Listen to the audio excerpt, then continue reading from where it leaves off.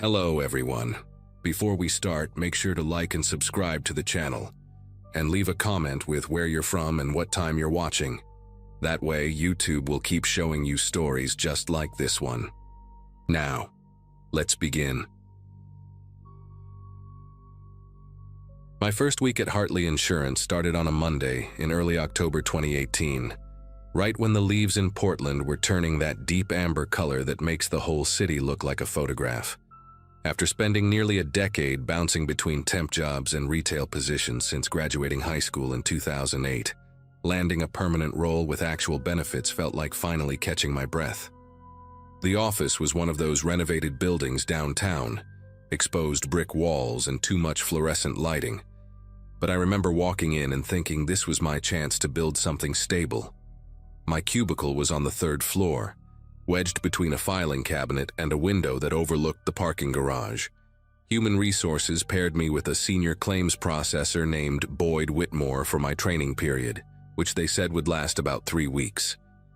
He had been with the company for 11 years, and everyone spoke about him like he was some kind of institution.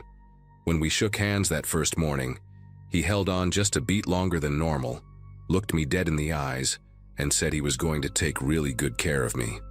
Boyd was somewhere in his mid-40s, with thinning gray hair that he combed straight back, and these pale blue eyes that never seemed to blink at a normal rate. He wore the same rotation of 3 polo shirts throughout the week, always tucked into khakis that were ironed with military precision. During those initial days, he was thorough and patient, explaining the claims software step by step, never making me feel stupid for asking questions. But even then, there were small things that made me pause. He would stand behind my chair while I worked, close enough that I could smell his coffee breath on my neck, narrating everything I typed. When I mentioned grabbing lunch from the break room, he insisted on joining me every single time, positioning himself between me and the door. By the end of that first week, he knew my full name, my address from some onboarding paperwork he claimed to have glimpsed, and the fact that I lived alone in an apartment complex off Hawthorne Street. I told myself he was just being friendly, that this was what mentorship looked like in a corporate environment. I had no idea how wrong I was. The second week is when things started to shift. Boyd began sharing personal details about his life that felt wildly inappropriate for a professional setting, let alone someone I had known for only 7 days. He told me about his divorce, which had happened 4 years prior, and how his ex-wife had taken everything from him, including his dignity. He described the empty apartment he went home to every night, the silence that greeted him when he unlocked the door, the way he sometimes forgot to eat dinner because there was no one there to remind him. These conversations always happened when we were alone, usually in the small conference room where he conducted my training sessions with the door closed. He would pause mid-explanation about a claims procedure, stare at some fixed point on the wall, and then launch into another confession about his loneliness. I tried to be sympathetic at first, offering the kind of vague, supportive statements you give to acquaintances going through a hard time.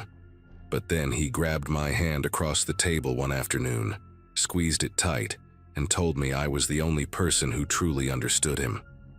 I pulled my hand back and made some excuse about needing to use the restroom. When I looked in the bathroom mirror, my face had gone pale, and there was this tight knot forming in my chest that would become a permanent fixture over the following weeks. After that incident, I started noticing how Boyd had positioned himself as a barrier between me and the rest of the office. Whenever someone stopped by my cubicle to introduce themselves, he would materialize within seconds, steering the conversation back to work or finding some reason to pull me away. A woman named Heather from accounting tried to invite me to a Friday happy hour during my 3rd week, and Boyd intercepted before I could even respond, telling her that I was still in training and needed to focus. He said it with this polite smile plastered on his face, but his tone left no room for argument. Heather gave me this look, eyebrows slightly raised like she was trying to communicate something without words. I wish I had paid more attention to that look. I wish I had followed her to her desk and asked what she knew about Boyd Whitmore that I clearly did not. By the end of October, my training period was officially over, but Boyd acted like nothing had changed. He still showed up at my cubicle first thing every morning with a cup of coffee made exactly the way I liked it, still insisted on eating lunch together, still found reasons to hover near my desk throughout the day. When I tried to politely decline his company, explaining that I needed to focus on my own workload now, his entire demeanor shifted. His face went blank for a moment, completely expressionless, and then he said something that still echoes in my head to this day. He called me his closest person, not his closest friend, not his work buddy, but his closest person, like I was somehow essential to his existence. He said it so matter-of-factly, like he was stating an obvious truth that I should have already known. I told him that was a really intense thing to say to a coworker, that we barely knew each other, and that I needed some professional distance. He just nodded slowly, that blank expression returning, and walked away without another word. I thought maybe I had finally gotten through to him. The next morning, I overheard Boyd talking to one of the senior managers near the coffee machine. I was walking past, and he did not seem to notice me, or maybe he did, and wanted me to hear. He was saying that he was worried about me, that I had been struggling emotionally since starting at the company, that I had confided in him about personal problems at home. He lowered his voice to this concerned whisper and said he was the only support system I had right now. The manager, a man named Glenn who I had maybe spoken to twice, was nodding along sympathetically. I stood there frozen in the hallway, unable to process what I was hearing. Boyd was constructing an entire fictional narrative about me, painting himself as my caretaker and me as some fragile mess who needed him. When I finally gathered myself enough to approach Glenn later that day, planning to set the record straight, he looked at me with this pitying expression and asked if everything was okay at home. Boyd had gotten to him first. Boyd had gotten to everyone first. I started keeping a written log of every interaction, every lie I overheard him tell, every time he showed up uninvited at my desk. My notebook filled up fast. November came with gray skies and early darkness, and I began dreading the walk to my car at the end of each shift. The parking garage was attached to the building, 4 levels of concrete and dim lighting, and the kind of echoing silence that amplifies every footstep. I always parked on the 3rd level because it was closest to the elevator, but now that familiar route felt different. One evening, about a week after I had set boundaries with Boyd, I walked out to my car and noticed him standing 3 rows away, leaning against a concrete pillar with his arms crossed. He was just standing there watching me, not approaching, not waving, just staring with those unblinking pale eyes.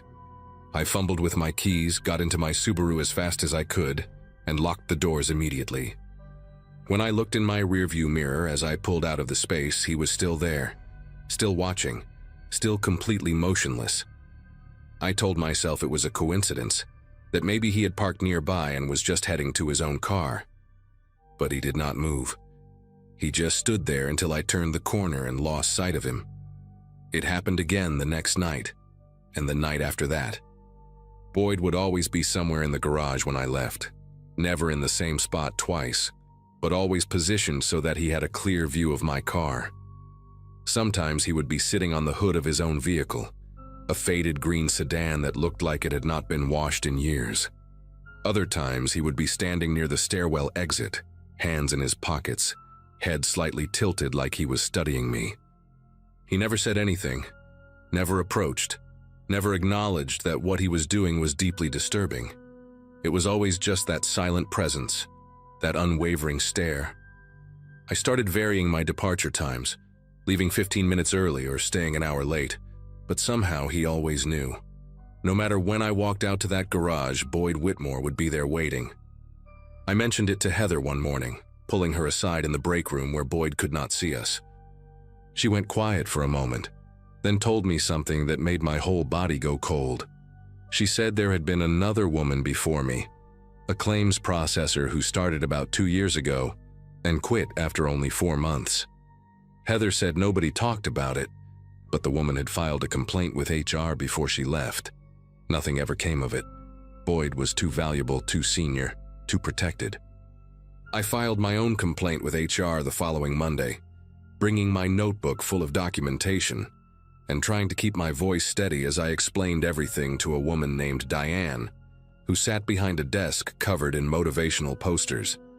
She listened, nodded in all the right places, took notes on a yellow legal pad, and assured me the company took these matters very seriously.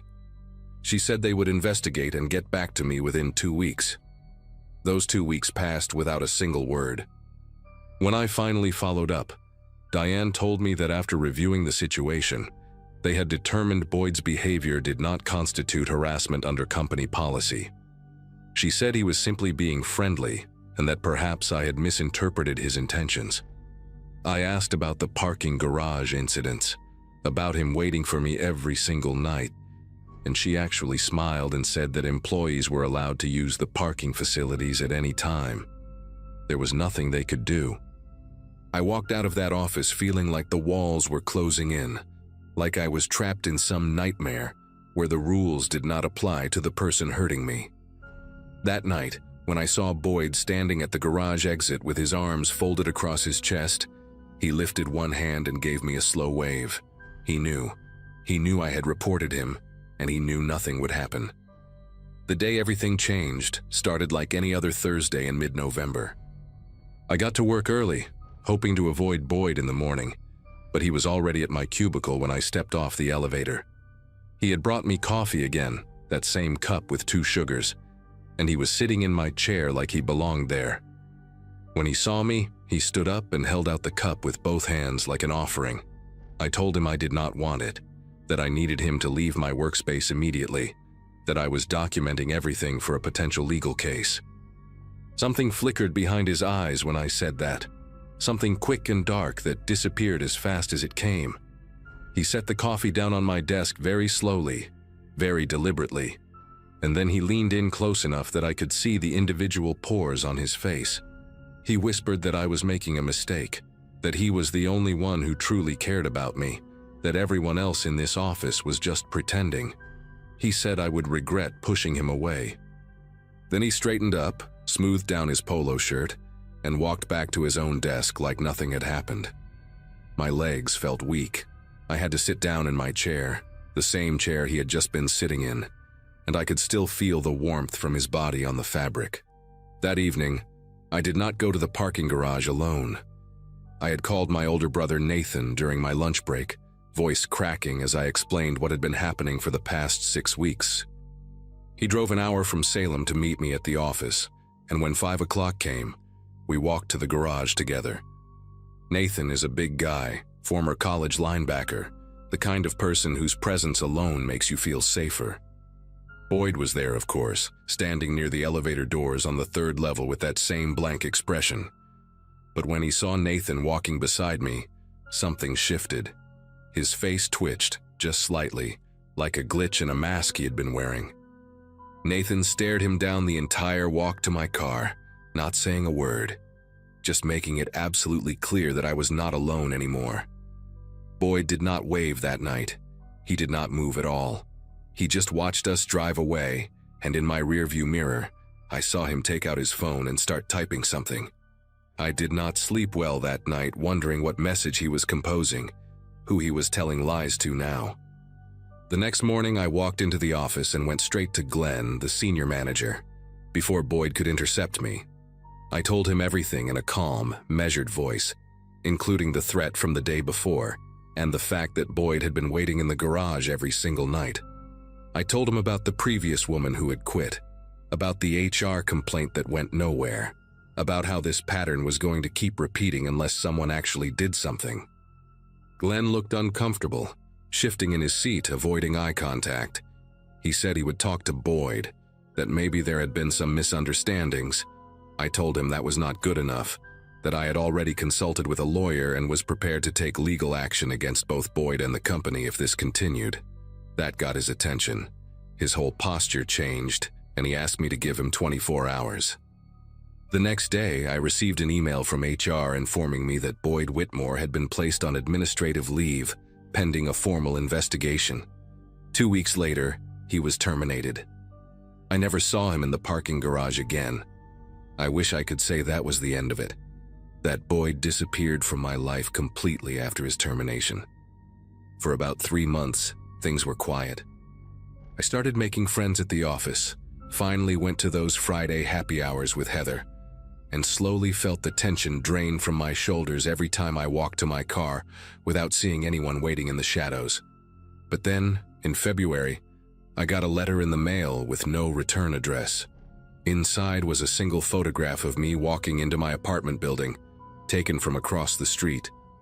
On the back, written in neat handwriting, were the words, "I still think about you."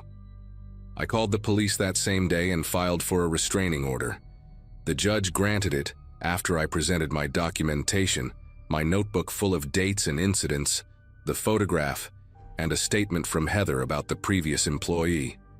Boyd violated the order once, showing up at a grocery store where I was shopping, standing at the end of the aisle just watching me. He was arrested, spent 3 days in jail, and after that, I never saw him again. I moved to a different part of the city 6 months later, got a new job at a smaller company, where I actually felt valued, and tried to rebuild some sense of normalcy. It has been almost 7 years now, and sometimes I still check my rearview mirror when I leave work. Sometimes I still feel a chill when a coworker stands too close or offers to bring me coffee. The thing that sticks with me most is not the fear, though that was real enough. It is the way everyone around me dismissed what was happening until I threatened to make it their problem. Boyd Whitmore spent 11 years at that company doing this to women, and nothing changed until lawyers got involved. I think about that other woman sometimes, the one who quit before me, and I wonder if she is okay, if she moved on, if she still looks over her shoulder in parking garages. I tell this story now because I want people to understand that predators do not always look like monsters. Sometimes they look like helpful coworkers with coffee and encouraging sticky notes. Sometimes they wear khakis and polo shirts and speak so softly, you have to lean in close to hear them. Trust your instincts. Document everything. And do not let anyone make you feel crazy for protecting yourself.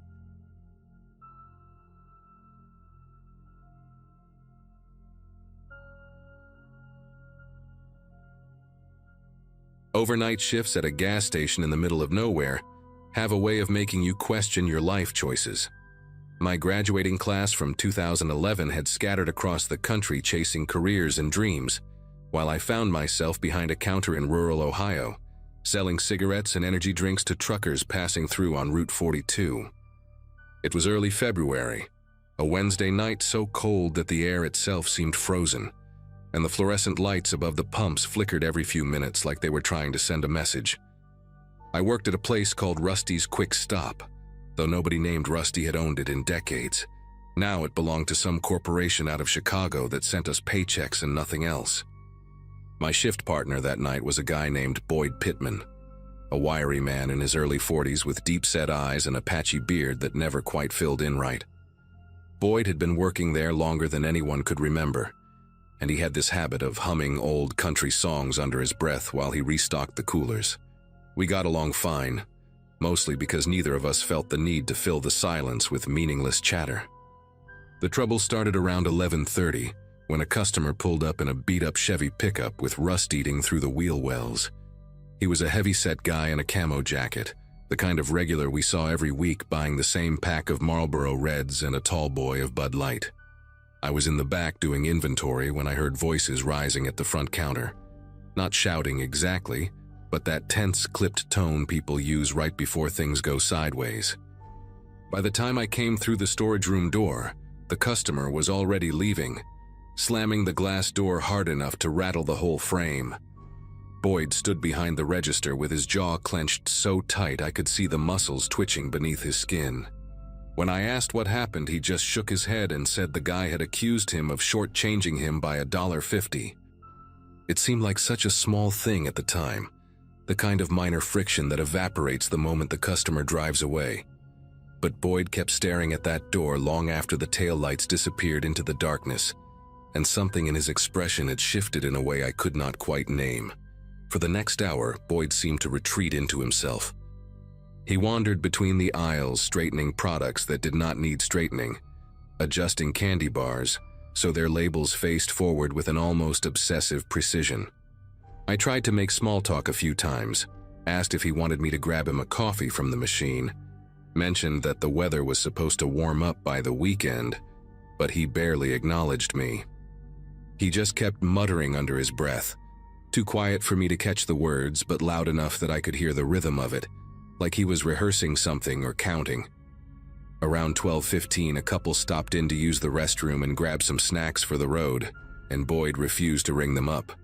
He just stood there behind the counter staring at a spot on the wall while I apologized and handled the transaction myself. The woman gave me a look that said, "What's wrong with him?" And I shrugged like it was no big deal, even though my pulse had started to pick up in a way I did not like. After the couple left, Boyd announced he was going to the storage room to check on something. I said okay, figuring maybe he just needed a few minutes alone to shake off whatever was eating at him. The storage room was through a heavy metal door at the back of the building, a cluttered space filled with boxes of merchandise, cleaning supplies, and broken equipment that nobody had bothered to throw away. I went back to my spot behind the register and pulled out my phone, scrolling through nothing in particular just to pass the time. That was when I heard the first crash, a heavy, violent sound like shelving collapsing under weight. I called out Boyd's name, but there was no answer. Then came another crash, followed by a third, and beneath it all I could hear something that made the hair on my arms stand up straight. Boyd was laughing. Not a normal laugh, not the kind you let out when something is funny. This was high-pitched and breathless, almost like sobbing, and it did not stop. It just kept going and going while things shattered and tumbled in that back room. My first instinct was to call our manager, a guy named Lou Hensley, who lived about 20 minutes away in the nearest actual town. Lou was not exactly the kind of boss who inspired loyalty. He spent most of his time at home watching cable and only showed up to collect the register totals. But he was the only authority figure I had access to at that moment. I moved toward the landline phone mounted on the wall behind the counter, the one we used for calling in orders and emergencies. When I picked up the receiver, there was no dial tone, just dead silence. I pressed the hook switch a few times, thinking maybe the connection was loose, but nothing happened. That was strange because that phone had worked fine earlier in the evening when Lou had called to check if we needed anything from the supplier. I followed the cord with my eyes, tracing it along the wall toward the back office, where it connected to the main junction box. The cord disappeared through a gap in the wall paneling, and when I crouched down to look closer, I saw that it had been pulled clean out. Not cut, but yanked with enough force to rip the wires from their housing. The plastic casing was cracked, and the copper wiring inside hung limp like exposed tendons. A cold realization crept through me as I stood back up. Boyd had gone to the storage room maybe 10 minutes ago, but the back office shared a wall with that space. He could have easily slipped through the connecting door and torn out the phone line without me noticing. The crashing and laughing would have covered any sound. I reached for my cell phone in my back pocket, but when I pulled it out, the screen showed no signal. That was not unusual for this stretch of road. Cell coverage out here was spotty on a good day and nearly non-existent at night when atmospheric conditions shifted. Still, seeing those empty bars made my chest tighten in a way that bordered on panic. I was alone in this fluorescent-lit box in the middle of frozen farmland, miles from the nearest house, and the only other person here had just destroyed the only reliable way to call for help. The laughter from the storage room had stopped now, replaced by a silence that felt almost worse. I could hear the hum of the refrigerator units along the back wall, the tick of the clock above the door, and beneath it all, the sound of footsteps, slow and deliberate, moving across the concrete floor of the storage room toward the door that led back to the main floor. I thought about running. The front door was maybe 15 feet away, and my car was parked on the side of the building near the dumpsters. But my keys were in my jacket, and my jacket was hanging on a hook in the back office. The same back office that shared a door with the storage room where Boyd was. For a split second, I considered just bolting outside anyway, flagging down a passing car or walking until I found a signal. But the temperature out there was well below freezing, and the next town was at least 8 miles down the road. I would be a popsicle before anyone found me. So I stayed where I was, standing behind the counter with my heart hammering against my ribs, watching that storage room door like it was the mouth of something hungry. The footsteps stopped. Then the door swung open slowly, the hinges groaning in a way I had never noticed before, and Boyd stepped through. He looked different now, not physically, but in the way he carried himself. His shoulders were relaxed, his movements smooth and unhurried. The frantic energy from before had drained away completely, leaving behind something that resembled calm, but did not feel like it. His eyes found mine across the store, and he smiled. It was the kind of smile you see on someone who has just solved a problem that has been bothering them for years. Boyd walked toward the counter without saying a word. His right hand hung loosely at his side, but I noticed his left arm was positioned slightly behind his back, the elbow bent at an unnatural angle like he was concealing something. I tried to keep my voice steady when I spoke, asking him if everything was okay, if he wanted to talk about what just happened in the storage room. He did not answer right away. Instead, he stopped about 3 feet from the counter and tilted his head to the side, studying me the way a child might study an insect before deciding whether to crush it. When he finally spoke, his voice was soft and measured, almost gentle. He said he had been thinking about things for a long time now, years actually, and that tonight something had finally clicked into place. He said he understood now what needed to be done, what he should have done a long time ago. I asked him what he meant, trying to keep the conversation going, trying to buy time for something I could not even name. Boyd brought his left hand around from behind his back, and I saw the box cutter gripped in his fingers. The blade was extended, catching the fluorescent light in a way that made it look almost surgical. He held it loosely, casually, like it was just another tool he used every day, which technically it was. We used those box cutters to open shipments, to slice through packing tape, to break down cardboard. But the way Boyd looked at it now made it clear he had something else in mind entirely. I kept the counter between us, my mind racing through every possible option. There was a baseball bat under the register. Lou had put it there years ago after a string of robberies hit gas stations along the highway, but reaching for it would mean taking my eyes off Boyd, and I was not willing to do that. Instead, I started talking. I told Boyd that whatever was going on, we could figure it out together. I reminded him that we had worked side by side for almost 2 years without any problems, that I considered him a decent guy, that I did not want to see him throw his life away over some customer who was not worth the trouble. Boyd listened with that same unsettling patience, the box cutter turning slowly between his fingers like a nervous habit. When I finished, he let out a long breath through his nose and shook his head like I had missed the point entirely. He said this was not about the customer. It was never about the customer. That man had just been the final piece of a puzzle Boyd had been assembling in his head for longer than he could remember. He talked about feeling invisible his whole life, about giving everything to jobs and people who never gave anything back, about waking up every morning knowing that nothing he did would ever matter to anyone.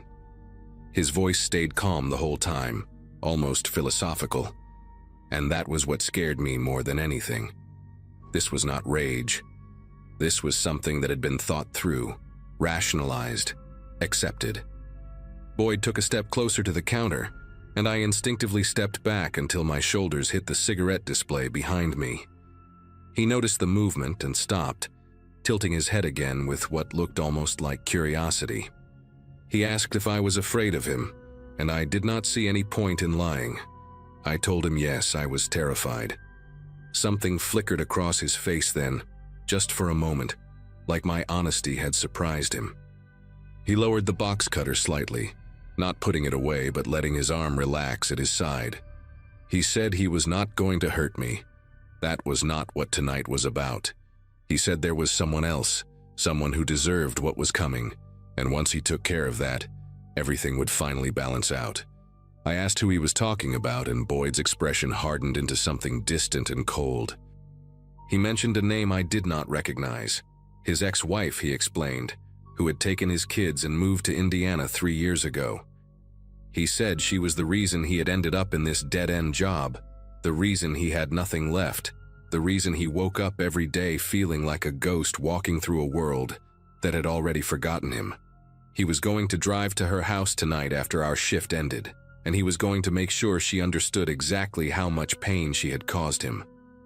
The way he said it, so matter-of-fact and certain, made me realize that Boyd was not having a breakdown. He had already broken, probably a long time ago, and what I was seeing now was just the final crack spreading through the surface. I knew I had to do something. If Boyd walked out that door and drove to Indiana, someone was going to die. Maybe his ex-wife, maybe his kids if they got in the way, maybe Boyd himself when the police caught up with him.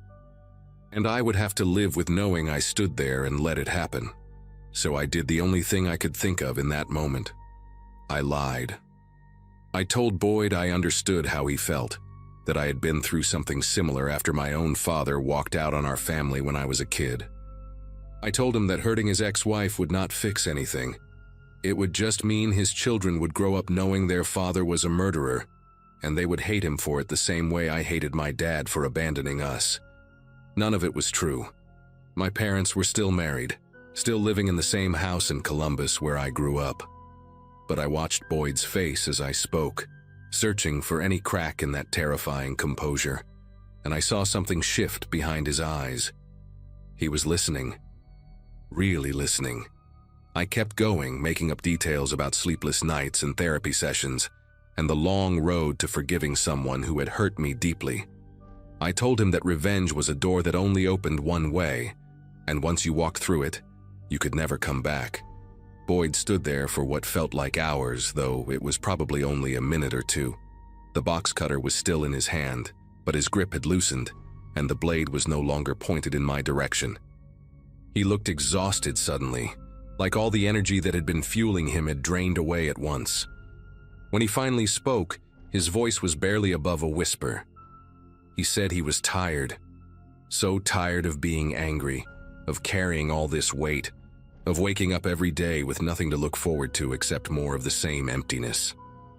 I saw tears forming in the corners of his eyes, and for the first time that night, Boyd looked less like a threat and more like what he really was, a broken man standing at the edge of a cliff, trying to decide whether to jump. I asked him to put down the box cutter, and after a long pause, he set it on the counter between us. The metal clattered against the surface, and I let out a breath I did not realize I had been holding. I came around the counter slowly, keeping my movements calm and deliberate, and I picked up the box cutter and slid it into my back pocket. Boyd did not try to stop me. He just stood there with his arms hanging limp at his sides, staring at the floor like he had forgotten where he was. Around 1 a.m, a semi-truck pulled into the lot to refuel, and the driver came inside to pay. I used the opportunity to ask if I could borrow his phone, told him mine had died, and I needed to make an urgent call. He handed it over without asking questions, and I stepped outside into the freezing air and dialed 911. I explained the situation as calmly as I could. My coworker had experienced some kind of mental health crisis. He had made threats against his ex-wife, and I needed someone to come out here before he changed his mind and tried to leave. The dispatcher told me to stay on the line, and that officers were being sent from the county sheriff's office about 25 minutes away. When I went back inside, Boyd was sitting on the floor behind the counter with his knees pulled up to his chest, rocking slightly and humming one of those old country songs he always hummed during his shifts. He did not look up when I approached. He did not seem to notice anything at all anymore. I sat down on the floor a few feet away from him and waited, watching the parking lot through the glass doors for the flash of red and blue lights. Neither of us said a word. The fluorescent lights buzzed overhead, and somewhere outside, the wind howled across the frozen fields, and I remember thinking that this was the longest night of my entire life. The police arrived around 1:40, 2 cruisers pulling into the lot with their lights on but no sirens. They took Boyd away in handcuffs, though he did not resist. He just walked between the officers like a sleepwalker, his eyes empty and distant. One of the deputies stayed behind to take my statement, and I told him everything that had happened from the argument with the customer to the moment I called for help. He said I had probably saved at least 1 life that night, maybe more, and that I should be proud of how I handled things. I did not feel proud. I felt hollow and exhausted and deeply shaken in a way I had never experienced before. I quit working at Rusty's Quick Stop a week later, could not bring myself to go back to that building, to stand behind that counter, to look at the spot where Boyd had set down that box cutter. I heard later that he was admitted to a psychiatric facility downstate, that his ex-wife had been notified about the threats and had taken out a restraining order. I never saw Boyd again. Sometimes I still think about that night, about how close everything came to going wrong, about the lies I told to keep a broken man from destroying himself and everyone around him. I do not know if what I did was right. I just know that when the sun finally came up the next morning, everyone who was supposed to be alive was still breathing, and maybe that is the only thing that matters in the end.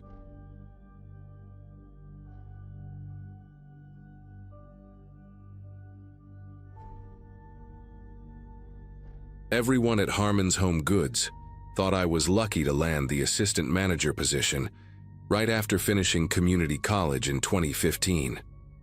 My mom kept telling her friends how proud she was, how her daughter was climbing the ladder at 23, while other kids from my graduating class were still figuring out what to do with their lives.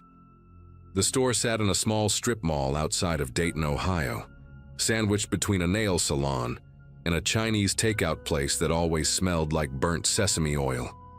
Nothing glamorous, but the pay was decent, and the hours gave me enough time to take online classes toward my business degree. The store itself was one of those places that sold everything from picture frames to artificial plants, the kind of shop where middle-aged women spent Sunday afternoons browsing for things they did not really need.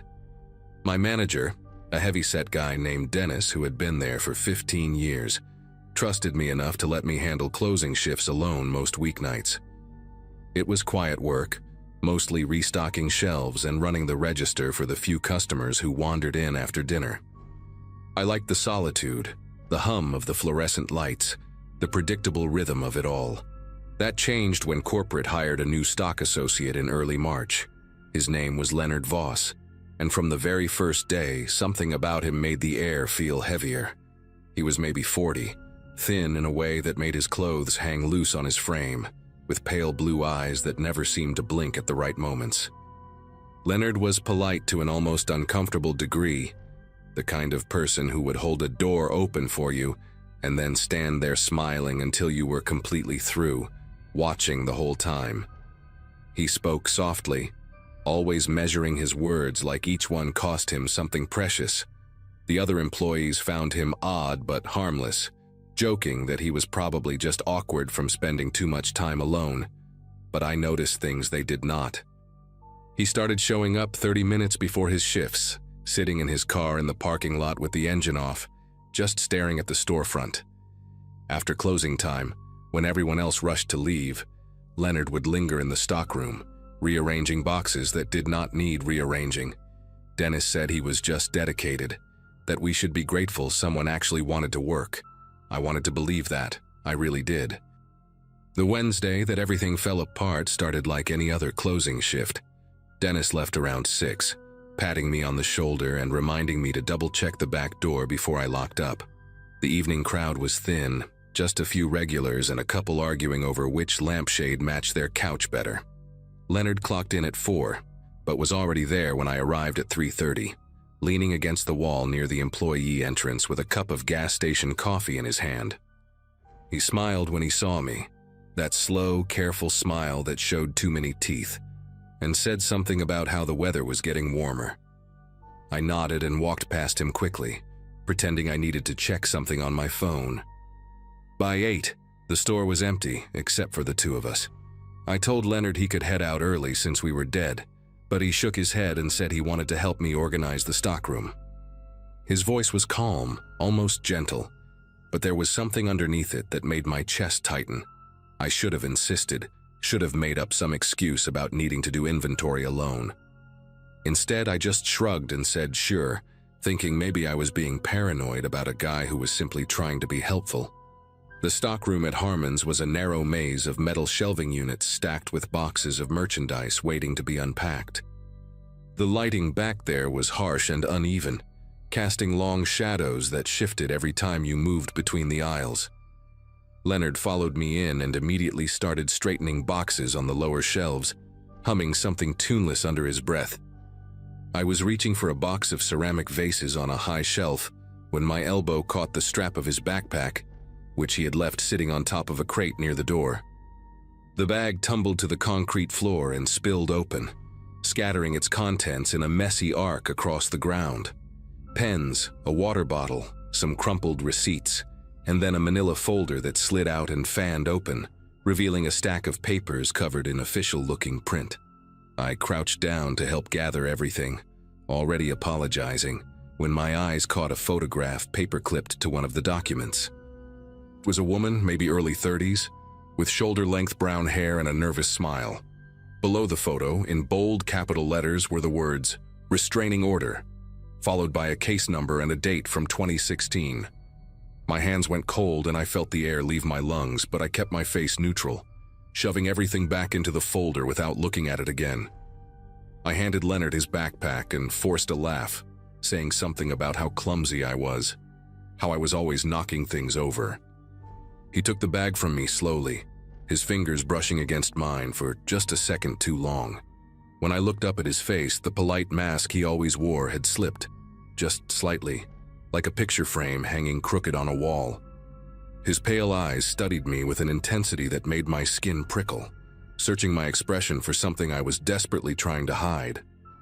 He asked me if I saw anything interesting in there, his voice still soft but with a new edge to it, like a knife wrapped in velvet. I shook my head and told him I was not paying attention, that I just grabbed everything and stuffed it back in. For a moment, neither of us moved. The fluorescent lights above us buzzed and flickered, and I became painfully aware of how far we were from the front of the store, from the windows, from anyone who might walk by and see us. Then Leonard smiled again, but this time it did not reach his eyes. He said it was fine, that he appreciated me helping him pick everything up, and he zipped the backpack closed with slow, deliberate movements. After that, the atmosphere in the store shifted into something I cannot quite describe. It was like the air had thickened, like every shadow in my peripheral vision was watching me. Leonard did not go back to organizing the stockroom. Instead, he followed me out onto the sales floor and stayed within 15 feet of me no matter where I went. When I walked to the register to count the drawer, he appeared at the end of the aisle, pretending to straighten a display of picture frames. When I moved to the home decor section to fix a fallen sign, he was suddenly there too, examining a set of candles like they were the most fascinating things he had ever seen.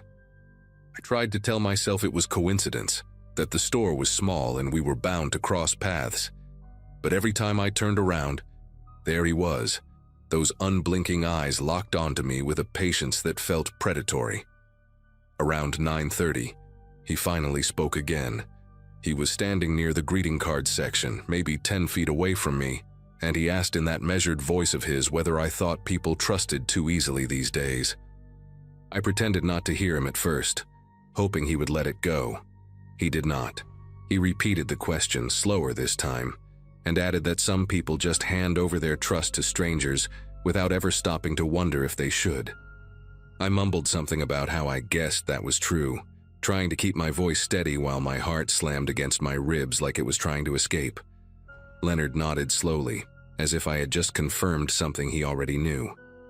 He took a few steps closer, close enough that I could smell the stale coffee on his breath and see a small scar on his chin I had never noticed before. He told me he used to work at a department store up in Michigan, a place called Burgers that went out of business a few years back. Said he had a coworker there, a young woman named Heather who was a lot like me. Friendly, hardworking, always willing to close alone because she thought it made her look dedicated. His voice dropped lower when he said her name, almost tender, and something about the way he lingered on those two syllables made my stomach turn. I asked him what happened to her, the question slipping out before I could stop it.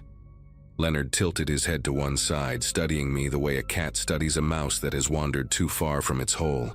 He said he was not sure, that she stopped showing up to work one day and nobody ever heard from her again. Then he smiled, that wrong smile that showed all his teeth, and said some people just vanish like that, like smoke. The next hour was the longest of my life. I kept glancing at the clock above the register, watching the minutes crawl by with agonizing slowness.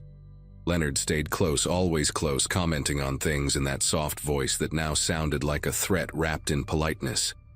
He asked me if anyone knew I was working tonight, if my family expected me home at a certain time. When I lied and said my boyfriend was picking me up at 10, something flickered across his face, a micro-expression of annoyance that vanished almost as quickly as it appeared. He recovered fast, nodding and saying that was nice, that it was smart for a young woman to have someone looking out for her. I did not have a boyfriend. I lived alone in a studio apartment 15 minutes away, and the only person who might notice if I did not come home was my cat. But Leonard did not need to know that. I excused myself to the bathroom, locking the door behind me and pulling out my phone with trembling fingers. My first instinct was to call the police, but what would I even say? That my coworker was being creepy? That I found some papers in his bag? I needed more, something concrete that would make them take me seriously. So I opened my browser and typed in his name along with the word restraining order, praying that whatever I found would tell me I was overreacting. The search results loaded slowly on my cracked phone screen, each second stretching into an eternity, while I stood in that cramped bathroom with my back pressed against the cold tile wall. The first few links were useless, just social media profiles and a white pages listing. But then I found an article from a local news station in Grand Rapids, dated January 2017. The headline read, "Person of interest named in Berger's employee disappearance case." There was a photo of Leonard, younger but unmistakably him, standing outside a police station with his lawyer. The article said a 26-year-old woman named Heather Dominguez had been reported missing after failing to show up for her shift at Berger's department store. Co-workers told investigators that a male employee had been exhibiting unusual behavior toward her in the weeks before she vanished. Leonard Voss was questioned multiple times but never charged due to insufficient evidence. Heather's car was found abandoned in a parking garage 3 miles from the store. Her body was never recovered. I scrolled further and found another article mentioning that a restraining order had been filed against Leonard by a different woman, a neighbor who claimed he had been watching her apartment for months. The case was dropped when she moved out of state. My vision blurred, and I had to grip the edge of the sink to keep from collapsing. The man outside that door, the man who had been following me all night, was almost certainly responsible for making a woman disappear forever. I gave myself 60 seconds to fall apart, letting the panic wash over me in hot waves before forcing it back down. I could not afford to lose control, not now. Not with Leonard waiting somewhere out there on the sales floor. I flushed the toilet to keep up appearances and ran the sink for a few seconds, buying myself time to think. My phone showed 9:47, which meant I had maybe 13 minutes before closing time, before I would have to walk out to the dark parking lot where Leonard's car sat waiting like a patient predator. I thought about calling 911 right there, but the bathroom had no windows and only one door, and if Leonard heard me talking to the police, I had no idea what he might do. I needed to get to the front of the store, closer to the entrance, closer to the security cameras that fed into the monitor in Dennis's office. I needed to act normal for just a little longer. I unlocked the bathroom door and stepped out, my legs feeling like they were made of wet cement. Leonard was standing at the end of the hallway, leaning against the wall with his arms crossed, watching me emerge with an expression that was somehow both blank and hungry at the same time. He asked if I was feeling okay, said I had been in there a while. I told him my stomach was bothering me, something I ate for lunch. He nodded slowly, those pale eyes never leaving my face, and said we should probably start closing up soon. I walked toward the front of the store with Leonard trailing behind me, his footsteps soft and measured on the linoleum floor. Every instinct in my body screamed at me to run, to bolt for the door and never look back. But I knew that would only trigger whatever violence he was capable of. Instead, I kept my pace steady and my breathing controlled, focusing on the glowing exit sign above the entrance like it was a lighthouse guiding me through a storm. When I reached the register, I made a show of counting the drawer while secretly typing a text to my older brother Kevin, with one hand hidden below the counter. I wrote 3 words, Call me now." 30 seconds later, my phone rang, the sound cutting through the silence like a Ju-Ming lifeline. I answered it loudly, saying Kevin's name and asking him where he was, pretending to listen while he asked me what was going on. I told him I was just finishing up at work and that I would meet him outside in 2 minutes, making sure my voice carried across the store. Leonard had stopped near the greeting card aisle, watching me with an unreadable expression. I saw his jaw tighten, saw his hands curl into loose fists at his sides, and for one terrifying moment I thought he was going to call my bluff. But then something shifted in his posture, a subtle relaxation that told me he had decided tonight was not the night. He grabbed his backpack from behind the counter and told me he was going to head out, that he would see me tomorrow.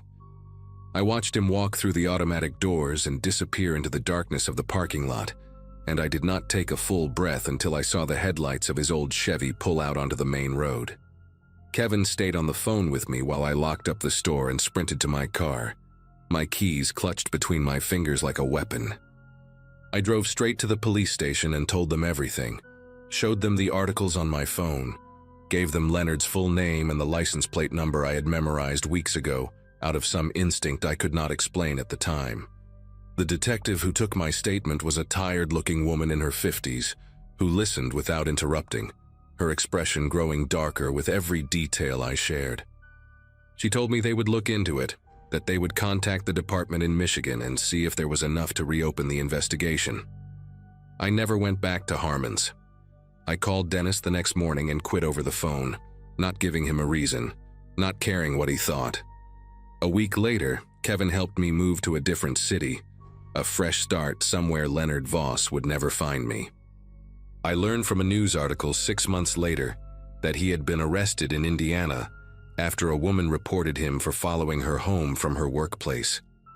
The police searched his apartment and found photographs of dozens of women, taken without their knowledge, along with journals filled with detailed observations about their routines. Heather Dominguez was never found, and I still think about her sometimes, wonder if things might have been different if someone had trusted their instincts sooner. I think about how close I came to becoming another name in one of his journals, another woman who vanished like smoke.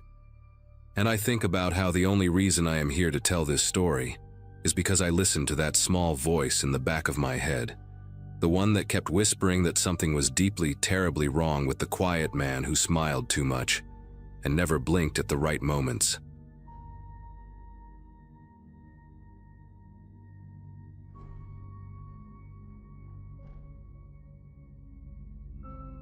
Night shift at Holbrook Distribution Center paid better than anything else I could find after dropping out of college my sophomore year.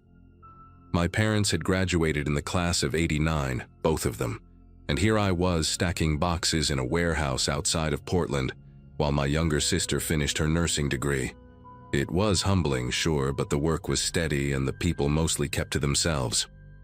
I had been there about 8 months when Curtis Beale transferred from the morning crew to our shift. He was one of those guys who stood a little too close when he talked, always finding reasons to hover near my station in the picking area. At first I thought he was just lonely, new to the shift, no friends yet, probably nervous. He had this habit of laughing at things that were not funny, this dry chuckle that came half a second too late. I made the mistake of being polite to him during my first week working alongside him, and I think he took that politeness as an invitation to something more.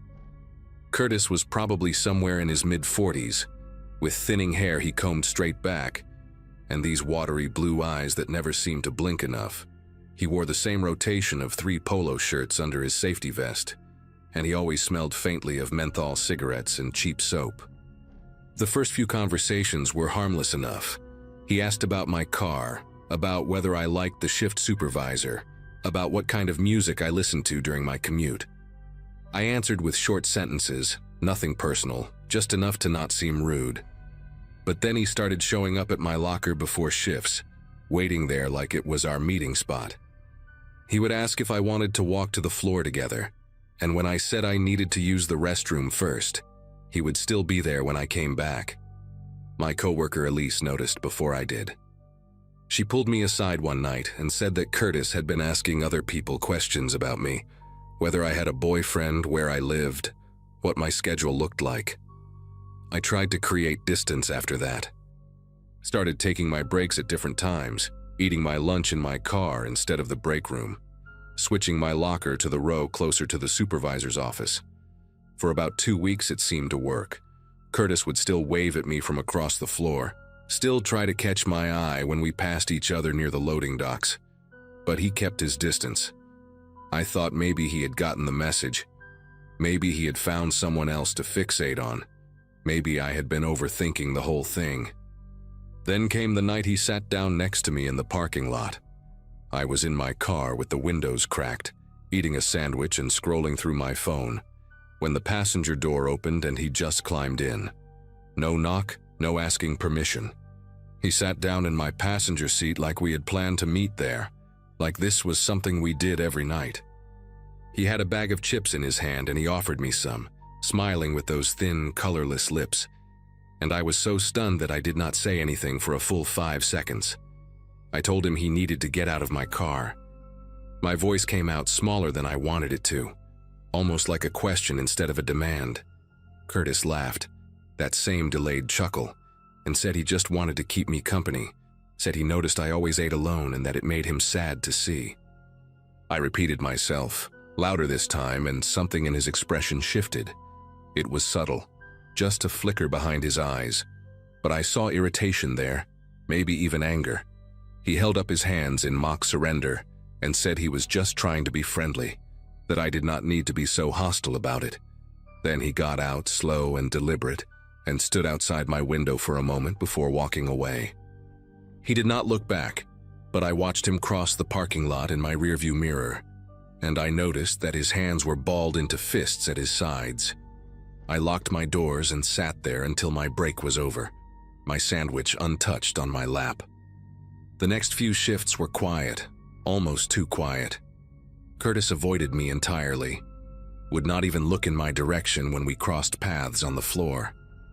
I told myself that the car incident had finally gotten through to him, that he understood now that I wanted nothing to do with him. Elise was not so sure. She said men like Curtis did not just give up, that they stewed and planned and waited. I thought she was being paranoid. Then a new hire named Becca started on our shift. Young, maybe 19 or 20, fresh out of high school with braces still on her teeth.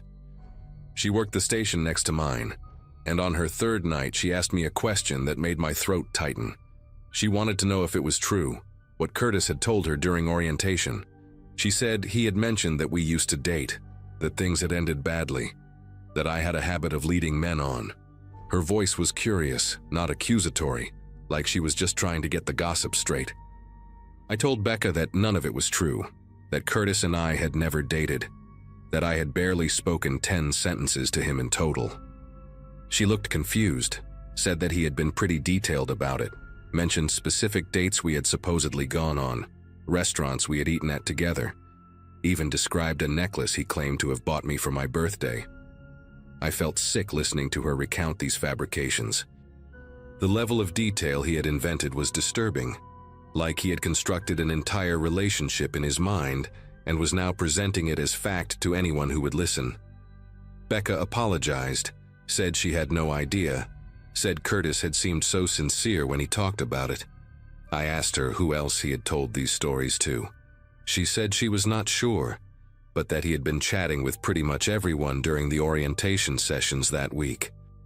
There had been 6 new hires altogether, and Curtis had apparently made himself their unofficial welcome committee. Over the next several days, I started noticing the looks. Whispers that stopped when I walked into the break room. Small groups of newer employees glancing at me and then quickly looking away.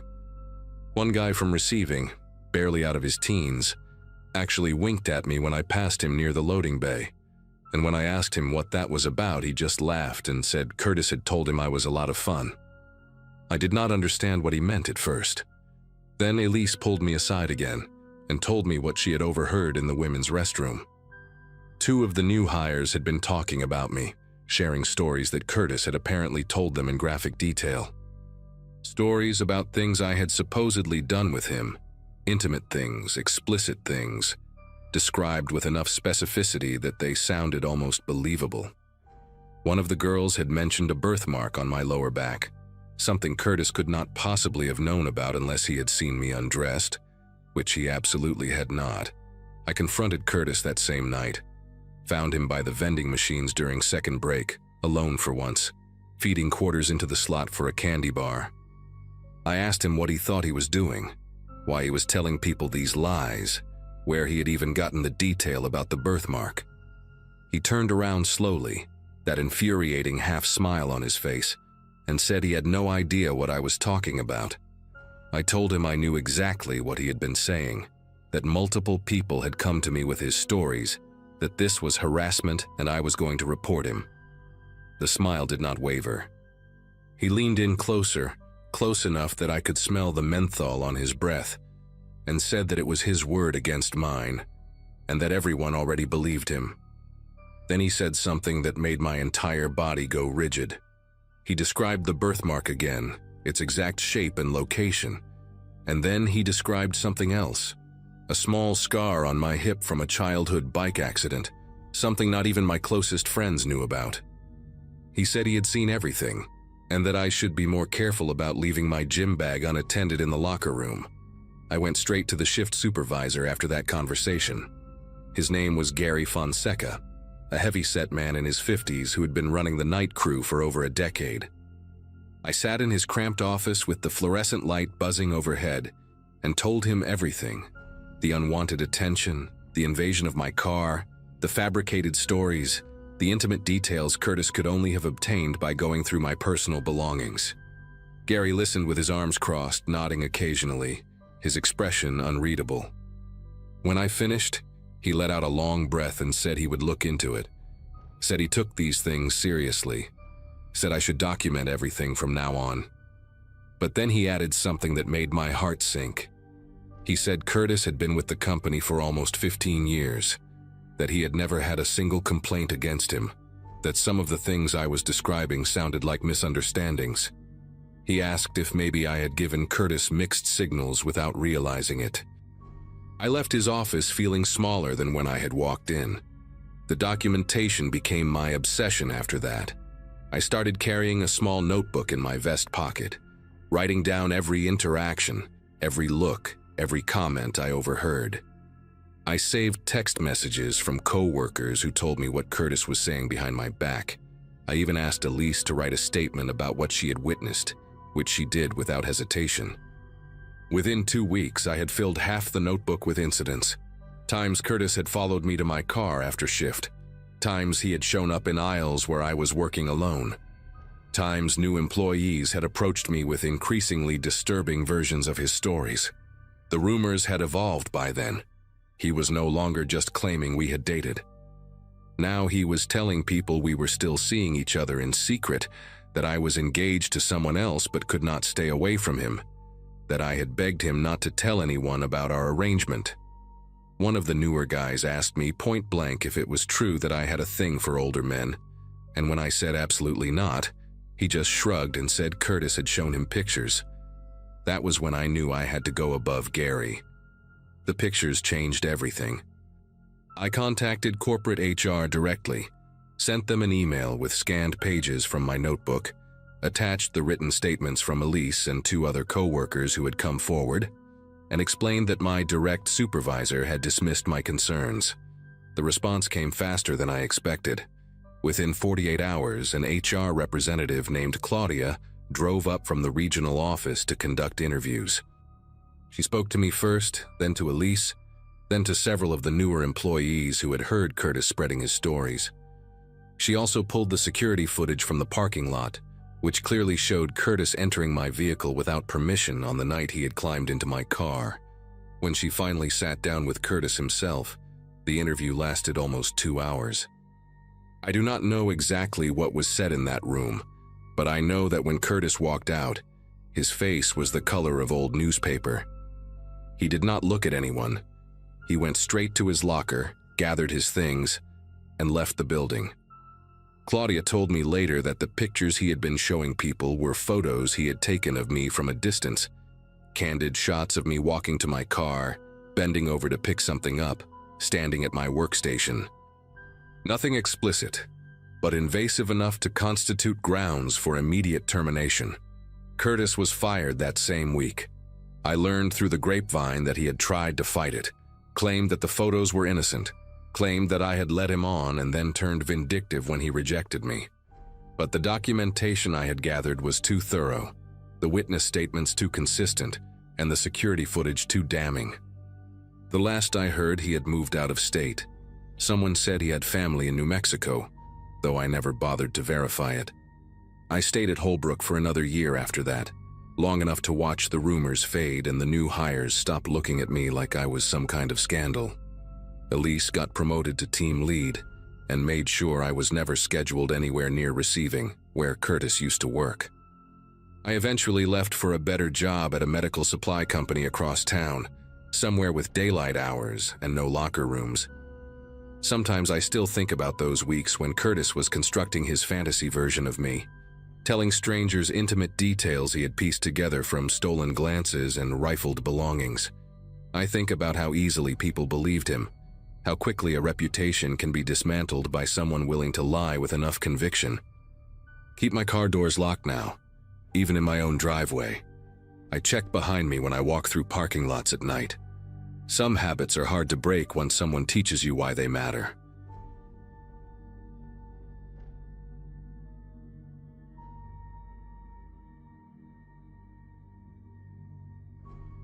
Friday nights at Bronco Burger were always chaos, but I had learned to love the rhythm of it. Orders flying, timers beeping, the smell of grease permanently embedded in my work shirts.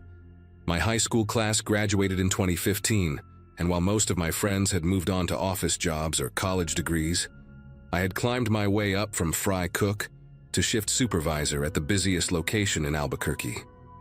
It was not glamorous, but it paid the bills for my apartment and kept me busy enough that I did not have time to overthink my life choices. That particular Friday in March felt like any other, until a new hire named Curtis Weaver walked through the back door for his first closing shift. He was maybe a few years older than me, with a weathered look that suggested he had seen more than his share of rough nights. The hiring manager had brought him on last minute to cover a staffing gap, and I did not think much of it at first. Curtis kept his head down those first couple of hours, which I actually appreciated. New hires who talked too much usually burned the patties or forgot to restock the napkin dispensers. But there was something particular about the way he moved through the restaurant, always positioning himself away from certain spots. When I asked him to cover the drive-through window so Megan could take her break, he immediately suggested he could handle the grill instead. I figured maybe he just felt more comfortable with cooking than customer interaction. Some people are like that. But then I noticed he never walked past the front counter cameras when he could avoid it. He would take the long way around through the storage hallway just to get to the freezer. During his smoke breaks, he stood pressed against the brick wall in a spot where the parking lot cameras could not reach. I told myself he was probably just one of those guys with social anxiety, maybe self-conscious about being recorded. Plenty of people hate cameras. Still, a small part of my brain filed it away as odd. A week passed, and Curtis showed up for every shift on time, worked hard, never complained. I started to think I had been paranoid for nothing. He was quiet, sure, but he was reliable. And in fast food, reliable is worth its weight in gold. Then came the Tuesday night that changed everything. We were slammed until around 9, and after the rush finally died down, I headed to the break room to grab my energy drink from the mini fridge. The door was slightly open, and I pushed through without thinking. Curtis was sitting at the small table with his phone in his hands, and the second he saw me, he practically slapped the screen against his chest. His whole body went rigid, like a kid caught looking at something he should not be seeing. I put my hands up and laughed, told him to relax, I was just grabbing my drink. But I had already seen a flash of what was on his screen before he hit it. A news website, some kind of article with a mugshot photo at the top. He mumbled something about just checking the weather and shoved his phone into his pocket. I nodded, grabbed my drink and walked out. But the image stuck with me. A mugshot, a headline in bold red letters. Why would anyone react that way to a weather app? That night, after we locked up and I drove home to my apartment on Copper Avenue, I could not stop thinking about it. I kept telling myself it was none of my business. Maybe he had a family member in trouble with the law. Maybe he was reading about a friend. There were 100 innocent explanations, but something in the way his face had drained of color when he saw me, that was not embarrassment. That was fear. Real, animal fear. The kind you see in someone who thinks they have been caught. I barely slept that night, replaying the moment over and over in my head. The next few shifts, I watched Curtis more carefully. Not obviously. I did not want him to notice. But I paid attention. And that is when the questions started. It began small, almost casual. He asked me how often the Cisco truck came with supplies, and I told him Wednesdays and Saturdays, usually around 6 in the morning before we opened. He nodded like he was just making conversation. Then 2 nights later, while we were mopping the floors after close, he asked if the manager always counted the safe at the same time. I told him yeah, every night at 11:15, right before the final deposit. He laughed and said he was just curious about how things worked around here, wanted to understand the routine. But there was something behind his eyes when he asked, a sharpness that did not match the casual tone of his voice. I started keeping mental notes of every question he asked, and by the end of that week, the list had grown long enough to make my stomach turn. Thursday night was when things got worse. We were alone in the back, restocking the walk-in freezer, and Curtis leaned against the doorframe with his arms crossed. He asked me, real quiet, whether the back door alarm still glitched sometimes. I stopped what I was doing and looked at him, told him I did not know what he meant. He shrugged and said he had heard one of the other employees mention that the alarm on the emergency exit had a problem, that sometimes it did not go off right away when the door opened. I lied and told him they had fixed it months ago, that it worked fine now. He just nodded, but I could see the gears turning behind his eyes. He was testing me, trying to figure out if I knew something, or maybe trying to figure out if the building had a weakness he could exploit.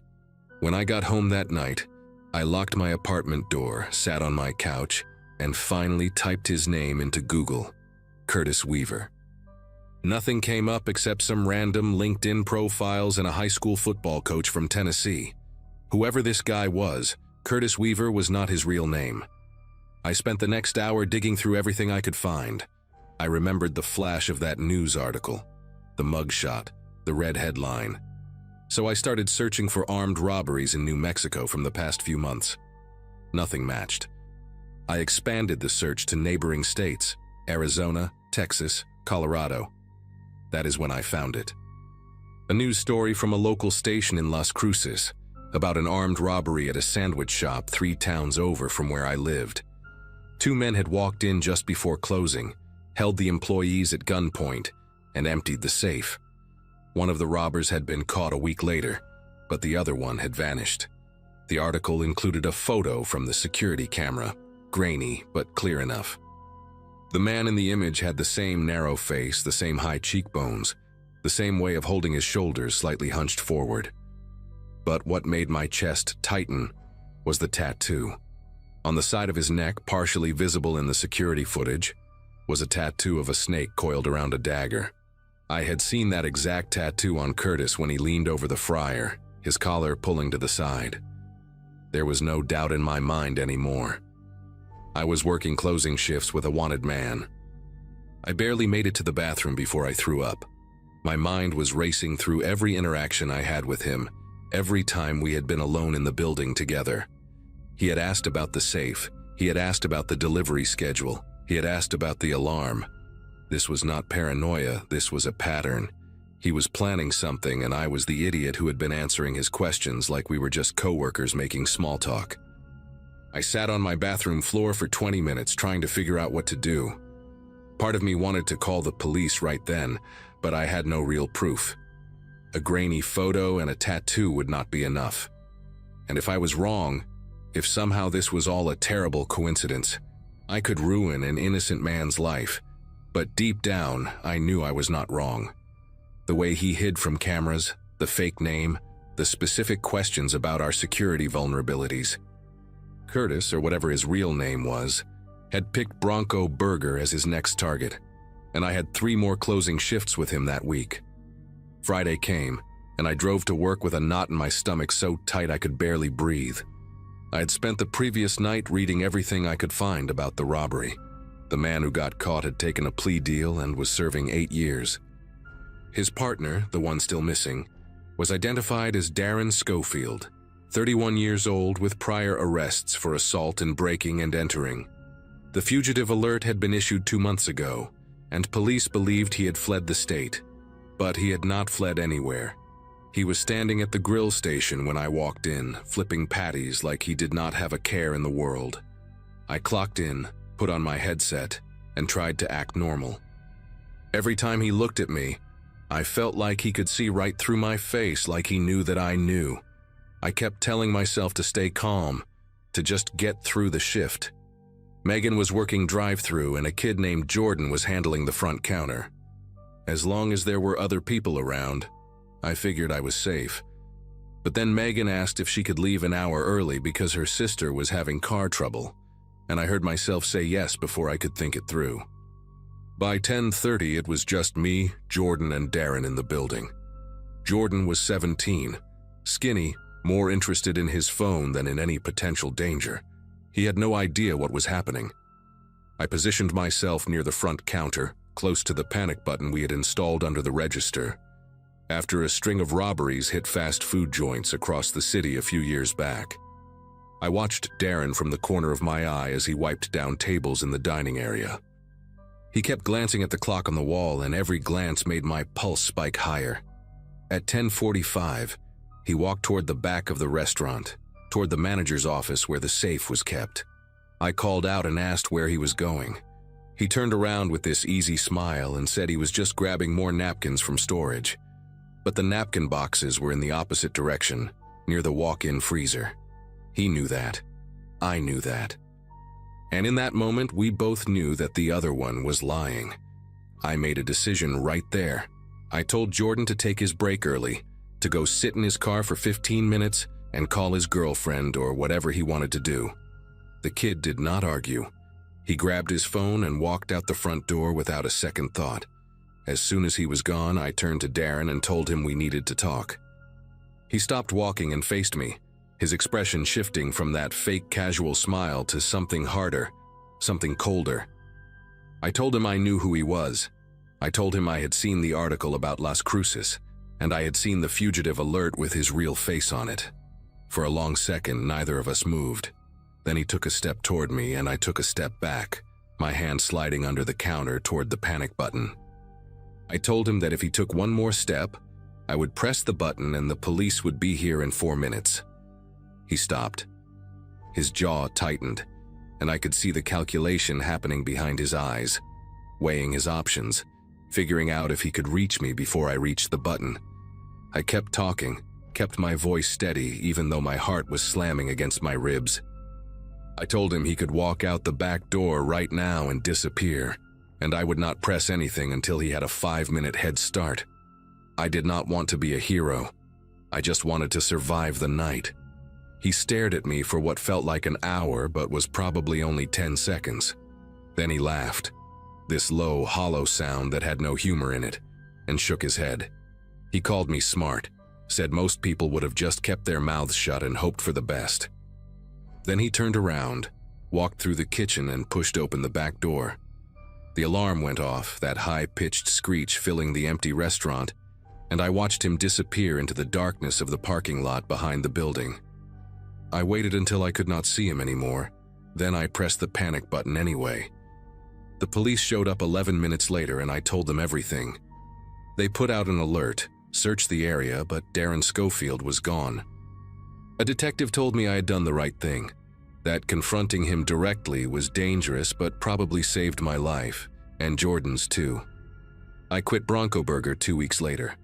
I could not stand being in that building anymore, jumping every time the back door opened, flinching every time a new hire walked in. They caught Darren 4 months later in a motel outside of Tucson, trying to pull the same routine at a gas station. I read about it online and felt this strange mix of relief and lingering dread. Sometimes I still think about that moment when we stood there staring at each other, both of us knowing the truth. I got lucky that night. He decided I was not worth the risk, but I will never forget the look in his eyes when he was deciding, that cold, empty calculation, like he was measuring whether my life was worth more than his freedom. I hope I never see a look like that again.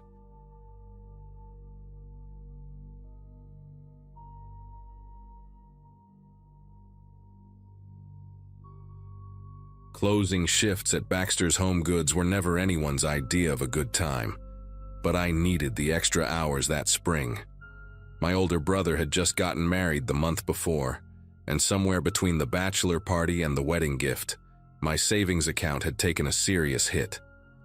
At 26, watching your siblings settle into adulthood while you still eat cereal for dinner most nights does something to your self-esteem. So picking up shifts felt like the least pathetic way to get back on track. The store was one of those massive warehouse-style places on the outskirts of Fredericksburg, Virginia, surrounded by nothing but a half-empty parking lot and a Taco Bell that closed at 10. That Wednesday night in April 2018, the schedule had me paired with Wanda for closing duties, which meant mopping floors, restocking shelves, and counting registers until almost midnight. I did not mind working with her, even though most people on the team found her a little strange. Wanda had transferred to our location about 4 months earlier from a store somewhere in Delaware, and she kept mostly to herself in a way that felt less antisocial and more like she was carrying something heavy she did not want to talk about. She was maybe 15 years older than me, with graying hair she kept in a tight bun and these deep-set eyes that always seemed to be looking past whatever was right in front of her. People in the break room whispered that she had left an abusive marriage, though nobody knew for sure, and I never asked. What I did know was that she worked harder than anyone else on the floor, never complained about staying late, and had this habit of triple-checking the locks before leaving like she expected someone to be waiting outside. That night, she seemed more on edge than usual, dropping her keys twice while we finished the registers and flinching hard when a car alarm went off in the parking lot. When I asked if she was okay, she just nodded quickly and said something about not sleeping well lately. I should have paid more attention to the way her hands trembled when she said it. We finished closing around 11:45, and I walked Wanda out to her car like I always did. The parking lot had that eerie orange glow from the sodium lights, and our footsteps echoed louder than they should have against the empty asphalt. Her old Nissan Sentra sat alone near the back of the lot, which I always thought was a weird choice since there were plenty of spots closer to the door. When she tried to start it, the engine made this grinding sound, and then nothing. She tried again, same result. I could see her grip tightening on the steering wheel, knuckles going white, and for a second I thought she might start crying. I offered to give her a jump, but after checking under the hood, it was clear the battery was not the problem. Something mechanical had given out, and neither of us knew enough about cars to figure out what. She sat there staring at the dashboard like it had personally betrayed her, and I felt terrible just leaving her stranded in that empty lot close to midnight. That is when I made the offer that changed everything about that night. I told her I could drive her home, that it was no big deal, that she could call a tow truck in the morning when places were actually open. She hesitated for a long moment, looking around the parking lot like she was scanning for something in the shadows, and then finally agreed with a quiet thank you that barely reached my ears. The drive to her apartment complex took about 20 minutes, and she spent most of it staring out the passenger window without saying a word. I tried to make small talk about work stuff, about the new inventory system everyone hated, about our manager's annoying habit of scheduling meetings during lunch breaks. She gave one-word answers at best, and after a while I just let the silence fill the car. When we pulled into her complex, this rundown 3-story building with flickering hallway lights, she asked if I could walk her to her door. Said she did not like walking through the building alone at night. Something in her voice made it impossible to say no. Her apartment was on the 3rd floor, at the end of a hallway that smelled like mildew and cigarette smoke. The carpet was this faded brown color with stains I did not want to think about, and half the lights along the ceiling were either burned out or buzzing like dying insects. Wanda walked fast, her keys already in her hand, checking each door we passed like she expected one of them to swing open. When we reached her unit, number 312, she fumbled with the lock for what felt like forever before finally getting it open. She stepped inside and flicked on the light, then turned to thank me for the ride. I was about to say goodnight and head back to my car when she grabbed my wrist. Not hard, but firm enough to stop me. She asked if I could just come in for a minute, said she wanted to make sure everything was okay inside before I left. Her eyes had this desperate look that I had never seen at work, like she was holding back something much bigger than what she was saying. Against every instinct telling me to go home, I stepped inside. The apartment was small and sparse, just a living room connected to a tiny kitchen, with a single door that I assumed led to the bedroom. The furniture looked secondhand, a sagging couch with floral print, a coffee table with water rings on the surface, and a television that had to be at least 15 years old. What struck me was how clean everything was despite looking worn out, like she spent hours scrubbing surfaces that would never look new again. There were no pictures on the walls, no decorations, nothing personal at all except for a small ceramic cat figurine sitting on the windowsill above the kitchen sink. Wanda locked the door behind us, and I heard her slide the deadbolt, then a chain lock, then what sounded like a secondary bolt near the floor. 3 locks for a tiny apartment in a rundown complex seemed excessive, but I did not say anything. She walked through the space quickly, checking the bedroom, the closet, even pulling back the shower curtain in the bathroom. When she came back to the living room, she let out this long breath like she had been holding it the whole time. That is when I said I should probably get going, that it was getting late. And that is when everything changed. Wanda was standing between me and the door when her face just crumbled. There is no other way to describe it. 1 second she looked relieved, and the next her expression twisted into something raw and terrified, like she had suddenly remembered something horrible.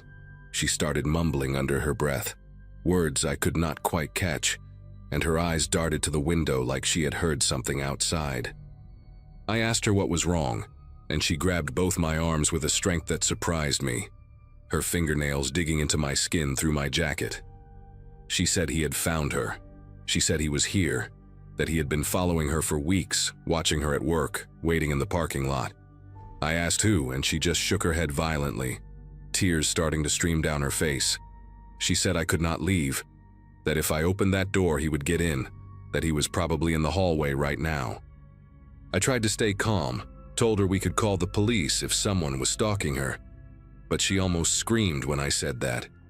She said the police never helped, that they never believed her, that last time she called them they treated her like she was crazy and let him walk free. I did not know what to do. Part of me wanted to believe her, because the fear on her face was so genuine it made my chest tight. But another part of me was starting to realize that something was very wrong with Wanda herself, not just her situation. She kept pacing between the door and the window, peeking through the blinds every few seconds, muttering about how he always found her no matter where she went. I tried to inch toward the door, said I could check the hallway to make sure no one was there, but she practically threw herself in front of it. She begged me not to open it, said that was exactly what he wanted, that he was waiting for one of us to step out. Her voice had this cracked, desperate quality that I had only ever heard in movies about people losing their grip on reality. I pulled out my phone to call someone, anyone, and she slapped it out of my hand so fast I did not even see her move. It hit the floor and slid under the couch, and she stood there breathing hard, saying she was sorry but I did not understand, that phones were how he tracked her, that he had people everywhere listening. That was the moment I understood I was trapped in that apartment with someone who was genuinely unwell, and I had no idea how I was going to get out. The next hour was one of the longest of my life. Wanda kept moving around the apartment like a caged animal, checking the window, pressing her ear against the door, whispering things I could not hear. I sat on the couch trying to figure out my options, but every time I shifted my weight or made any movement toward the door, she would snap her attention to me with this look that made me stay perfectly still. Around 1 in the morning, she went into the kitchen and came back holding a knife. Not a small one either, but a proper chef's knife with a blade that caught the dim light from the ceiling fixture. She was not pointing it at me, just holding it at her side, but my whole body went cold seeing it in her hand. She said it was for protection, that if he broke through the door, she needed to be ready. I told her to put it down, that she was scaring me, and she looked at me with these hollow eyes and said I was the only person she could trust, that everyone else had abandoned her, that I was the only one who understood. I did not understand anything except that I needed to get out of there before the situation got worse. She started talking then, really talking, and I let her because I thought maybe if she got whatever was inside her out, she might calm down enough for me to leave. She told me about her ex-husband, a man named Craig who she said had been hunting her since she left him 3 years ago. She said he was connected, that he had friends in law enforcement, that he could find her anywhere she went no matter how many times she moved or changed jobs. Some of what she said sounded plausible at first, the way abusers sometimes do stalk their victims, the way the system fails women who try to escape. But then she started saying things that made less sense, like how Craig could hear through walls, how he had put something in her food once that let him track her heartbeat, how he had hired people at every job she ever worked to report back on her movements. She said the car breaking down was not an accident, that he had done something to it, that he wanted her stranded and vulnerable. Every few minutes she would stop mid-sentence and hold up her hand for silence, convinced she had heard footsteps in the hall or breathing outside the window. Each time there was nothing but the hum of the refrigerator and the distant sound of traffic. By 3 in the morning, I had been in that apartment for nearly 4 hours. My legs were cramping from sitting in the same position, afraid to move too much, and my eyes burned from exhaustion and the effort of staying alert. Wanda had finally stopped pacing and sat down in a chair facing the door, the knife resting across her lap like some kind of guardian talisman. She kept talking, but her words were getting slower, slurring together in ways that made it hard to follow. She would trail off in the middle of sentences, stare at nothing for minutes at a time, then suddenly jerk back to alertness and repeat something she had already said twice before. I realized she probably had not slept in days, maybe longer, and the exhaustion was finally starting to win against whatever adrenaline had been keeping her going. I stayed quiet, kept my breathing steady, and watched her eyelids grow heavier. Every time her chin would dip toward her chest, my heart would pound with the possibility of escape, and every time she would snap back awake and look around the room with wild confusion. But the intervals between those moments started getting longer, her head staying down for 30 seconds, then a minute, then longer still. I do not know exactly what time it was when I finally moved, maybe close to 4 in the morning. Wanda had gone completely still in the chair, her breathing deep and rhythmic, the knife still in her lap, but her grip on it loose. I sat there for what felt like an eternity, watching her chest rise and fall, terrified that any sound would bring her back. When I finally stood up, my knees almost buckled from being locked in place so long, and I had to bite the inside of my cheek to keep from making a noise. I moved toward the door one slow step at a time, avoiding the spots on the floor where I remembered the wood had creaked earlier. The deadbolt made a soft click when I turned it, and I held my breath so hard my chest ached. The chain lock was harder, my fingers clumsy and sweating, but I managed to slide it free without the metal rattling. I did not look back at her. I just opened the door as slowly as I could, slipped through the gap sideways, and eased it shut behind me. Then I walked down that dark hallway faster than I have ever walked anywhere in my life, took the stairs 2 at a time, and did not stop until I was in my car with the doors locked and the engine running. I drove straight home and sat in my parking lot until the sun came up, too wired to sleep, too shaken to do anything but replay the whole night in my head. When the store opened that morning, I called my manager and told him everything. He got quiet for a long moment, then said he would handle it. Turns out Wanda had a history that none of us knew about, episodes like this that had happened at her previous job before the transfer. The company had some kind of agreement with her, accommodations or something. But clearly whatever support system she had was not working anymore. She never came back to work after that night. I heard through another coworker a few weeks later that her family had come to get her, that she was getting help somewhere. But I never got details, and I did not ask for them. Part of me felt guilty for running, for not calling someone to check on her, for just saving myself and leaving her alone in that apartment. But another part of me knew that staying could have ended in a way I do not want to think about. That the knife in her lap was real even if the man in the hallway was not. I still think about Wanda sometimes, especially on nights when I have to close alone or walk through an empty parking lot after dark. I think about how fear can break a person so completely that they become the thing others need to fear. I think about how close I came to being in the wrong place at the wrong moment, when her mind finally snapped all the way. It took me months to stop checking my rearview mirror on the drive home from work, to stop flinching when someone grabbed my arm unexpectedly. I never found out what really happened to her, whether the ex-husband was real or just another part of the delusion, whether she ever got better, or if that night was just one stop on a longer fall. What I do know is that I got lucky. I got to walk out of that apartment, get in my car, and drive away from the worst night of my life. Not everyone gets that chance, and I have never forgotten it.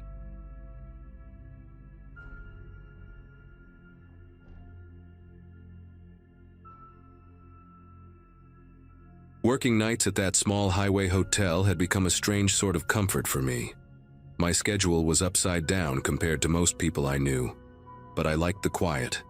The building sat beside a long stretch of road where trucks hummed past like slow waves, and most nights were uneventful enough that I brought a thermos and a crossword book just to stay awake. At the time, I was juggling online classes and paying off some bills, so the solitude actually worked in my favor. Guests rarely wandered in after midnight, and the handful already checked in usually kept to themselves, so I had hours of stillness where my thoughts were louder than the lobby TV playing reruns. My maintenance coworker, a guy named Caleb, had the opposite kind of presence. Always fidgeting, always pacing, always muttering little reminders to himself. During the day, he seemed harmless enough, but nights tended to stretch people thin, and he often looked like he hadn't fully stepped out of whatever dream he'd been having before his shift. That particular night started out ordinary. I had just finished logging a late arrival and was wiping down the counter when I heard a heavy scraping sound coming from the east hallway, the one lined with vending machines and utility closets. At first I figured a guest was dragging their suitcase, but the noise kept going, long and uneven, like something wooden being pulled over tile. When I stepped closer, I saw Caleb at the far end of the hallway, bracing his shoulder against a lobby armchair and pushing it toward the wall as if he needed it in a specific spot. The thing that threw me off was the angle. It was wedged halfway between two doors, facing nothing, like he was arranging a stage set, only he understood. He didn't acknowledge me, not even with a nod, and that was unusual because he normally rambled about whatever task he was on. As he straightened the chair, he tilted his head slightly, murmuring to the empty space beside him. I couldn't make out his words, but the rhythm of them felt too deliberate to be random self-talk. For a moment, I wondered if he had Bluetooth earbuds in, but his ears were bare. I tried approaching in a casual way, just to check if everything was okay, but before I'd even finished asking, he jerked around like I had shouted in his ear. His eyes darted past me, scanning the hallway and the ceiling as though he expected someone to step out. "They're here, aren't they?" he asked, voice low and uneven. I honestly thought he was joking, some weird attempt at humor, until he glanced at the wall panels with this jittery suspicion that made my pulse pick up. When he stepped closer, I noticed the end of a metal handle sticking out from inside his sleeve, barely hidden by the cuff of his work shirt. It took me a second to recognize the shape, long, narrow, with those faint grip ridges. A screwdriver. And suddenly the scattered details I'd been ignoring started clicking into place. The unplugged cameras, the shifting furniture, the doors he'd been checking all week. He stepped back from me like he needed more space to think, rubbing his thumb over the concealed handle in his sleeve, almost absent-mindedly. His gaze kept drifting to the lobby entrance behind me, and that's when I remembered the odd clicking sound I'd heard earlier, like metal tapping against metal. At the time, I shrugged it off as part of his routine checks. Now it occurred to me that I hadn't heard the door latch engage properly in a while. A cold, steady awareness settled in my mind. Not panic, but a kind of forced clarity. If he had been removing hinges or tampering with the locks, I might not be able to get out easily if things escalated. The idea made me straighten a little, like my body was quietly telling me to stay alert without drawing attention to it. Caleb started talking again, this time in a sharper voice, pointing at the drywall like it held answers only he could interpret. "You think I don't hear them?" he said. "You think I don't know you brought them in?" The way he spoke wasn't angry at first. It was more desperate, the kind of tone someone uses when they're trying to piece together a puzzle that keeps shifting around. But when I told him nobody else was here, that the hall was empty, the rooms booked but silent, his expression tightened in a way that made my heart thud. He leaned closer to the wall, tracing a line along the seam where two panels met, whispering something under his breath, as if someone behind the plaster was whispering back. I tried to keep my voice steady, suggesting maybe we should step into the brighter part of the lobby so he could show me what he meant. My goal wasn't to argue or correct him, just to bring him into a space where I had a little more room to react. Instead, he moved the other direction. He crouched near the base of the hallway door to the laundry room, poking his fingers into the hinge pocket like he was checking his progress. When he stood again, the screwdriver had slipped fully into view, and I could see faint scuff marks on the metal frame, like he'd been loosening the hardware for hours. There were similar marks on at least 3 other doors nearby, ones I had assumed were from routine maintenance. I suddenly felt very aware of every exit in the building and how many ways they might no longer behave like exits. He stood up and faced me again, his stance tight, breathing uneven. "They're behind you right now," he said softly, and the certainty in his tone made my chest tighten in a way I can't even describe. I didn't turn around. I knew there was no one there. Instead, I kept my hands visible and open at my sides, slowly stepping backward toward the front desk. The hall lights buzzed overhead, flickering the way they sometimes did when the wiring acted up. But in that moment, every flicker felt intentional. Caleb's attention snapped back and forth between me and the empty space above my shoulder, and the intensity in his eyes made it clear that if he believed I was part of whatever he thought was happening, he wouldn't hesitate to act on it. Reaching the lobby felt like crossing into different air, even though nothing had actually changed. The front desk light cast a wider glow, and the windows at least gave me a sense of space, even if the highway outside was empty. I kept my voice calm, telling him we could call the manager together if he thought someone had been sneaking around. The suggestion set him off again. He shook his head quickly, muttering about how a call would alert them. He started pacing between the coffee station and the hallway entrance, gripping the screwdriver in a way he probably didn't even realize. For a moment, I wondered if I should dash out the front door, but the memory of those metal clicks stopped me. If he had really messed with the hinges, yanking on the door might just make him panic further. And panic wasn't something I could afford from him. Instead, I asked if he wanted to check the boiler room with me, pretending I'd heard something strange earlier.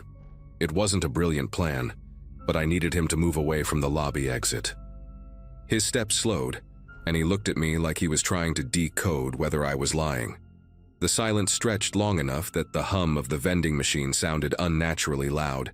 Then he nodded, just once, and told me I should walk ahead.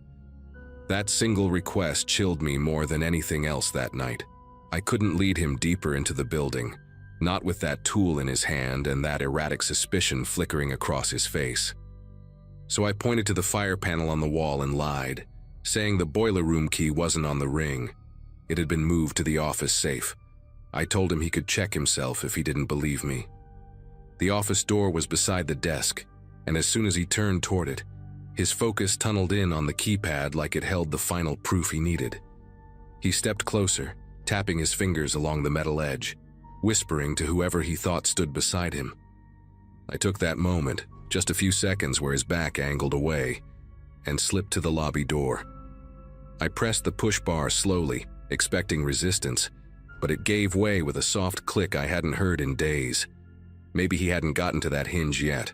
Maybe luck finally decided to cooperate. Either way, I stepped through, letting the door rest against its frame without letting it slam.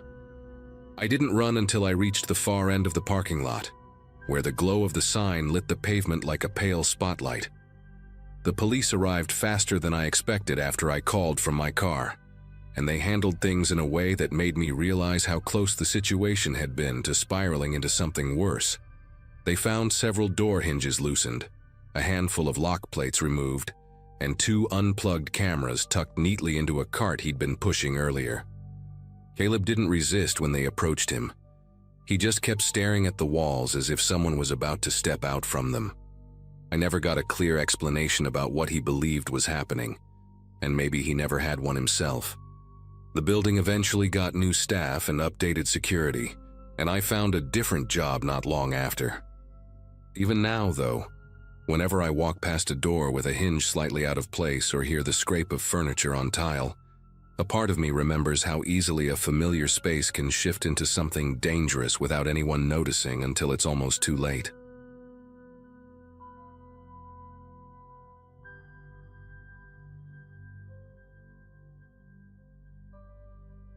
Most of my life has been a mix of odd jobs, and that particular winter I'd picked up a seasonal shift at a warehouse outside a small town where I was renting a second-floor unit in an aging apartment complex.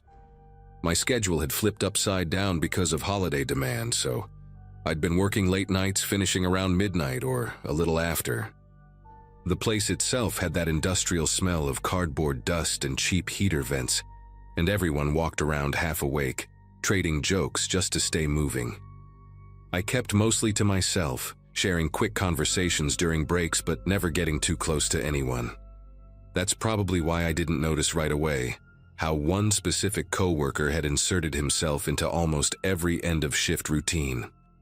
His name was Darren, quiet at first glance but always drifting toward whoever seemed tired or distracted. The habit started small. He'd casually offer to walk people to their cars in the back lot since the area wasn't well lit, and sometimes felt uneasy after midnight. Most folks didn't think twice about it, accepting the company if they didn't want to cross the icy pavement alone. He had this way of lingering near the punch-out station, waiting until someone else grabbed their stuff so he could fall in step behind them. One night, while we were putting pallets away, he started asking questions that felt oddly specific for such a casual chat. He asked another coworker, a guy named Travis, how far he lived from the highway, then asked if he lived alone or with roommates. The questions sounded almost like he was preparing a survey, but without any normal reason behind it. Travis laughed it off, but I remember the way Darren watched him afterward, like he was storing the answers somewhere in his head. I figured maybe he was awkward socially, or trying too hard to make small talk, until he turned the same line of questioning toward me during break. He asked which direction I drove home, then asked if my building had underground parking or street parking. He went further than that, asking whether my neighbors were home often, and if people tended to leave their lights on late. He said it all like he was discussing weather patterns, totally casual, but something in the pacing of his questions felt unnatural. I tried answering vaguely without giving anything real. I mentioned traffic lights and general streets but kept it broad. He nodded along like he understood exactly where I lived, even though I'd been intentionally unclear. What bothered me wasn't the questions themselves, but how invested he seemed in each answer, like he was assembling a map. The night everything shifted happened after a long shift of sorting incoming shipments. Most of us clocked out at the same time and headed toward the back exit. I walked out with another coworker, Jenna, and we chatted a bit while the cold air hit us. Once she drove off, I noticed Darren standing near the dumpster enclosure beside the exit door. He wasn't smoking, wasn't on his phone, wasn't doing anything at all, just watching the parking lot. The lights from the warehouse cast this dull glow on him, and despite having clocked out at least 10 minutes before me, he hadn't left. I tried not to think too much of it, unlocked my car, and got inside. When I glanced in the rearview mirror before pulling out, he was still there, barely moving, his focus fixed on the rows of vehicles like he was waiting for something specific. As the sun came up the next morning, I was barely awake when someone started pounding on the door of the warehouse office before our shift began. Everyone looked around, confused, until a supervisor hurried over and opened it. 2 police officers stepped inside, their coats dusted with frost, and asked if they could speak with whoever had access to the overnight schedule. The room went quiet in that way where you can practically hear people thinking. One of the officers mentioned a break-in at an apartment complex across town. Windows smashed, door forced. A resident startled awake by noises in the hallway. They said the suspect had been seen by a neighbor earlier in the night walking between buildings, checking which units had lights on and which didn't. I wasn't paying full attention until they described the complex, down to the weird bent railing by the stairwell. That was where I lived, and I had never mentioned that to anyone there. Our supervisor pointed them toward the manager's office, where they could pull the schedule and see who had left early or taken breaks at specific times. People started murmuring, wondering why the police were even here if the break-in was somewhere else in town. But I just stood there feeling a strange pressure in my chest, replaying the awkward questions Darren had asked. I tried to stay calm, but my mind kept circling back to the way he lingered outside the night before, watching cars leave one by one. When the officers stepped back out, they asked if anyone had noticed a coworker acting unusual recently, particularly someone who showed an interest in other employees' routines. The silence in the room became almost heavy, and a few people turned their eyes toward me, maybe because Darren had talked to me more than most. One of the officers approached and asked if I could step aside for a moment. He spoke quietly, explaining that the person seen near the break-in wore a dark jacket similar to what several people at the warehouse wore, so they were checking shifts and vehicle descriptions. When he asked if I lived near the complex, I nodded, and he raised an eyebrow, not accusing, just connecting dots. He asked if I'd told any coworkers about my address, and I said no, not in specific terms. He looked thoughtful for a second, then asked if I remembered anything strange from the night before. I hesitated, trying to choose my words carefully because everything felt surreal. Finally, I told him about Darren waiting by the back exit long after most of us had driven away, his focus on the parking lot, the unusual questions about where people lived. The officer wrote a few things down, thanked me, and then walked over to talk to the supervisor again. The rest of us gathered for the shift huddle, but nobody was paying attention to the usual safety reminders. Darren didn't show up for work that morning, which wasn't totally unheard of during seasonal chaos. People quit or got sick all the time. But considering everything that had just happened, his absence landed differently. Every time the door opened, people glanced up, expecting him to walk in late, grinning like nothing was going on. But he never came. And while everyone else was whispering theories, my mind kept circling the same thought. There was no way he should have known where I lived. I'd made sure of it. And yet someone with a build like his had been seen wandering my complex while I slept. By the time lunch rolled around, most of us were pretending to work while really just watching the entrance, waiting for the officers to come back with an update.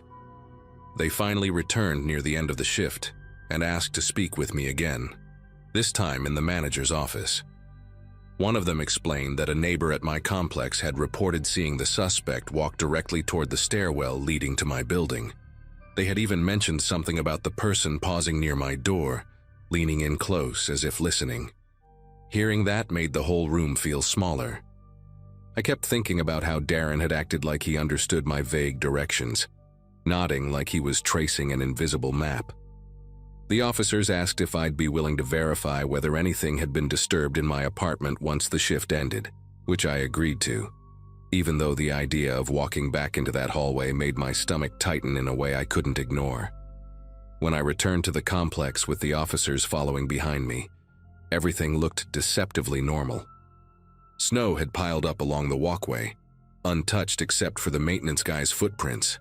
My door was locked, just like I'd left it, and nothing seemed moved inside. But the officers pointed out something I hadn't noticed. Faint marks on the frame where someone had tried to pry it open.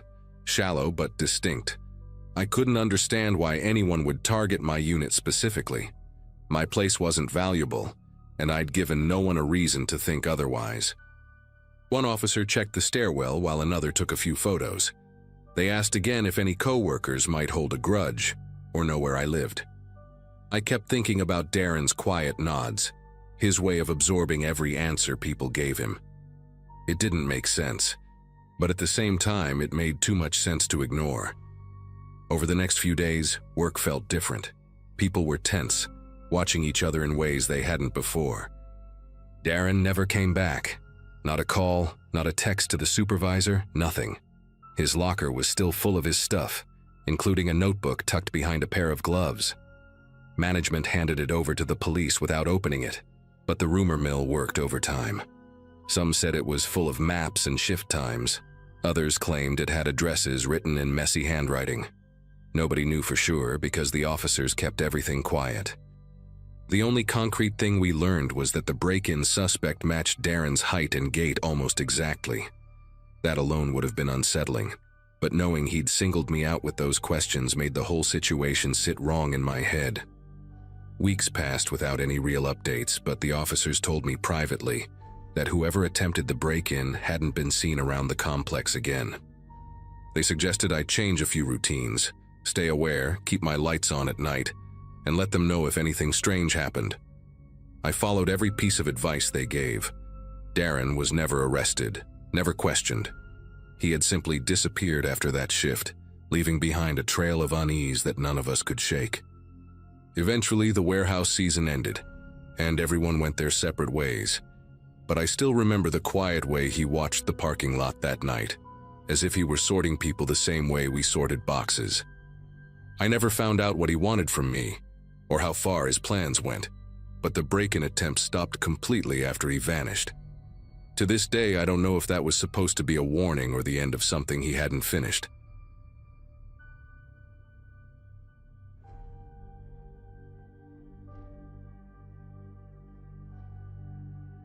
The overnight shifts at the hospital used to give me a strange sort of comfort, like the quiet was a break from the usual chaos of the day.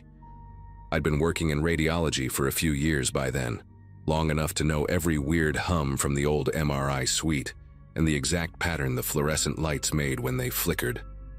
That night started like any other, me eating a microwaved burrito too fast, scrolling through my phone between scans, and trying to stay awake as the place settled into that eerie stillness only hospitals get after midnight. My life at the time was pretty routine. Work, sleep, repeat. I wasn't chasing excitement, and I definitely wasn't looking for anything unsettling. But around 1 in the morning, as I walked down the south wing toward the imaging station, I saw someone standing near the end of the hallway.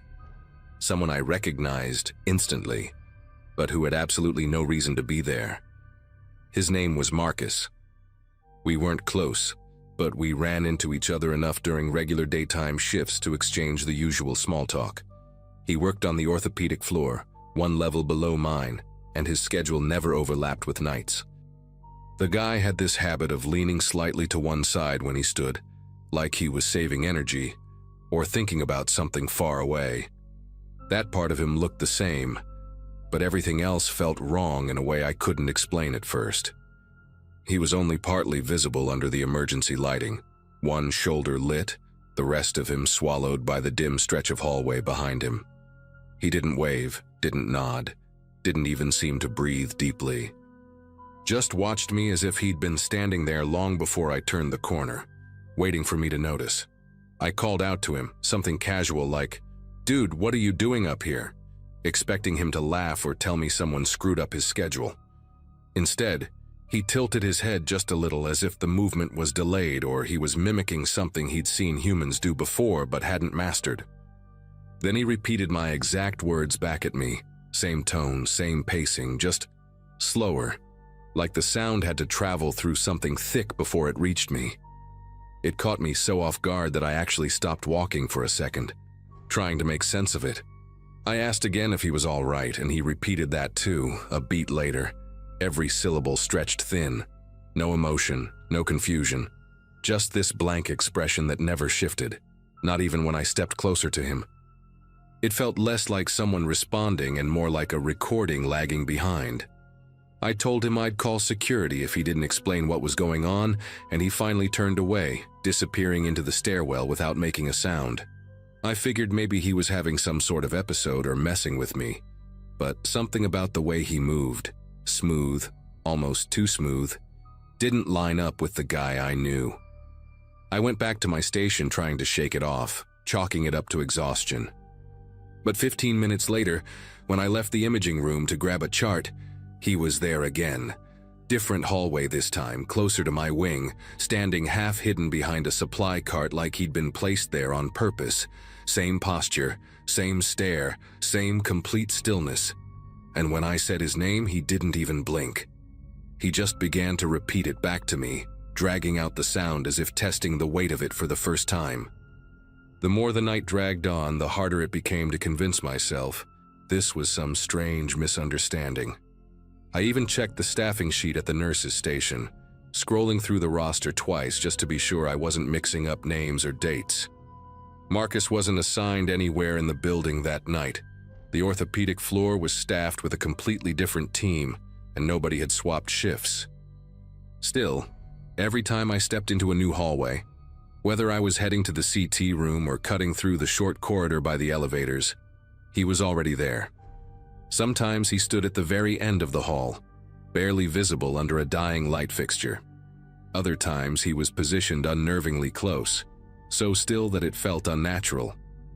I tried calling out to him again, louder, but each time he only copied my words back at me, just a hair too late, like an echo with intention behind it. I thought about calling security again, but the truth is I hesitated. The hospital was short-staffed that night, and the last thing I wanted was to kick up a fuss if it turned out to be a harmless mix-up. I even texted one of the orthopedic nurses I knew, asking if Marcus was covering for someone or doing some kind of after-hours project. She replied almost immediately. He had clocked out earlier that afternoon. She'd literally watched him leave. That message made something tighten in my chest, this deep, spreading unease that wouldn't let go. I walked back into the radiology suite and locked the door behind me, something I'd never done in all my time working there. About 30 minutes later, I had to step out again to bring a patient down for a late-night ultrasound.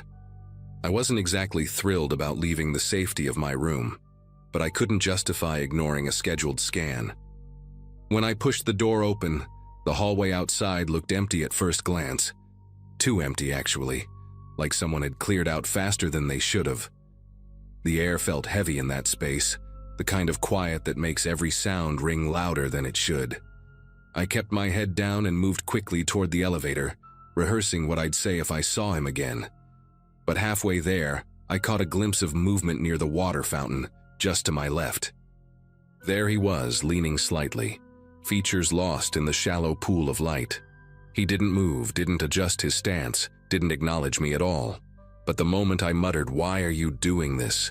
he responded, my own voice thrown back at me, thinner this time, like the words were draining him somehow. I kept walking, pretending I didn't hear him, but I could sense, more than see, that he stayed fixed on me until I turned the corner. When I reached the elevator, I jabbed the call button over and over, wishing the damn doors would open faster. As I waited, I heard footsteps coming from the direction I'd just come, but they didn't sound right. They were too even, too perfectly spaced, like someone had practiced them. I refused to turn around until I absolutely had to, and when I finally glanced back, he had already reached the opposite end of the hall. Same posture, same unreadable expression, same silence. I stepped into the elevator the second the doors opened and practically slammed my palm on the button for the first floor, praying he wouldn't follow. When I reached the first floor, I forced myself to act normal for the patient's sake. She was an older woman from the cardiac unit, chatty in the way people get when they're nervous, and I did my best to respond like nothing strange was happening upstairs. But even while we rode the elevator back up together, I couldn't shake the feeling that something was waiting beyond the doors. When they opened, the hallway was empty, and for a moment, I let myself breathe. I walked her to the ultrasound room, helped her get situated, and stepped out to grab a pair of gloves. The second I turned toward the supply cabinet, I saw him again, standing near the crash cart, his outline warped by the dim reflection off the metal. He didn't face me directly this time. Instead, his head was angled just enough that I could tell he knew exactly where I was. Before I could stop myself, I whispered, "What do you want?" And he whispered it back, dragging the question out so long it barely resembled speech anymore. My instinct was to get the patient out of there, but I couldn't risk alarming her or leaving her unattended. So I did the only thing that made sense. I went back into the room, closed the door quietly behind me, and stayed there until the scan was finished. When I returned her to her unit, every hallway felt like it was holding its breath. The lights flickered in patterns I'd never noticed before, almost like the building was reacting to something moving through it.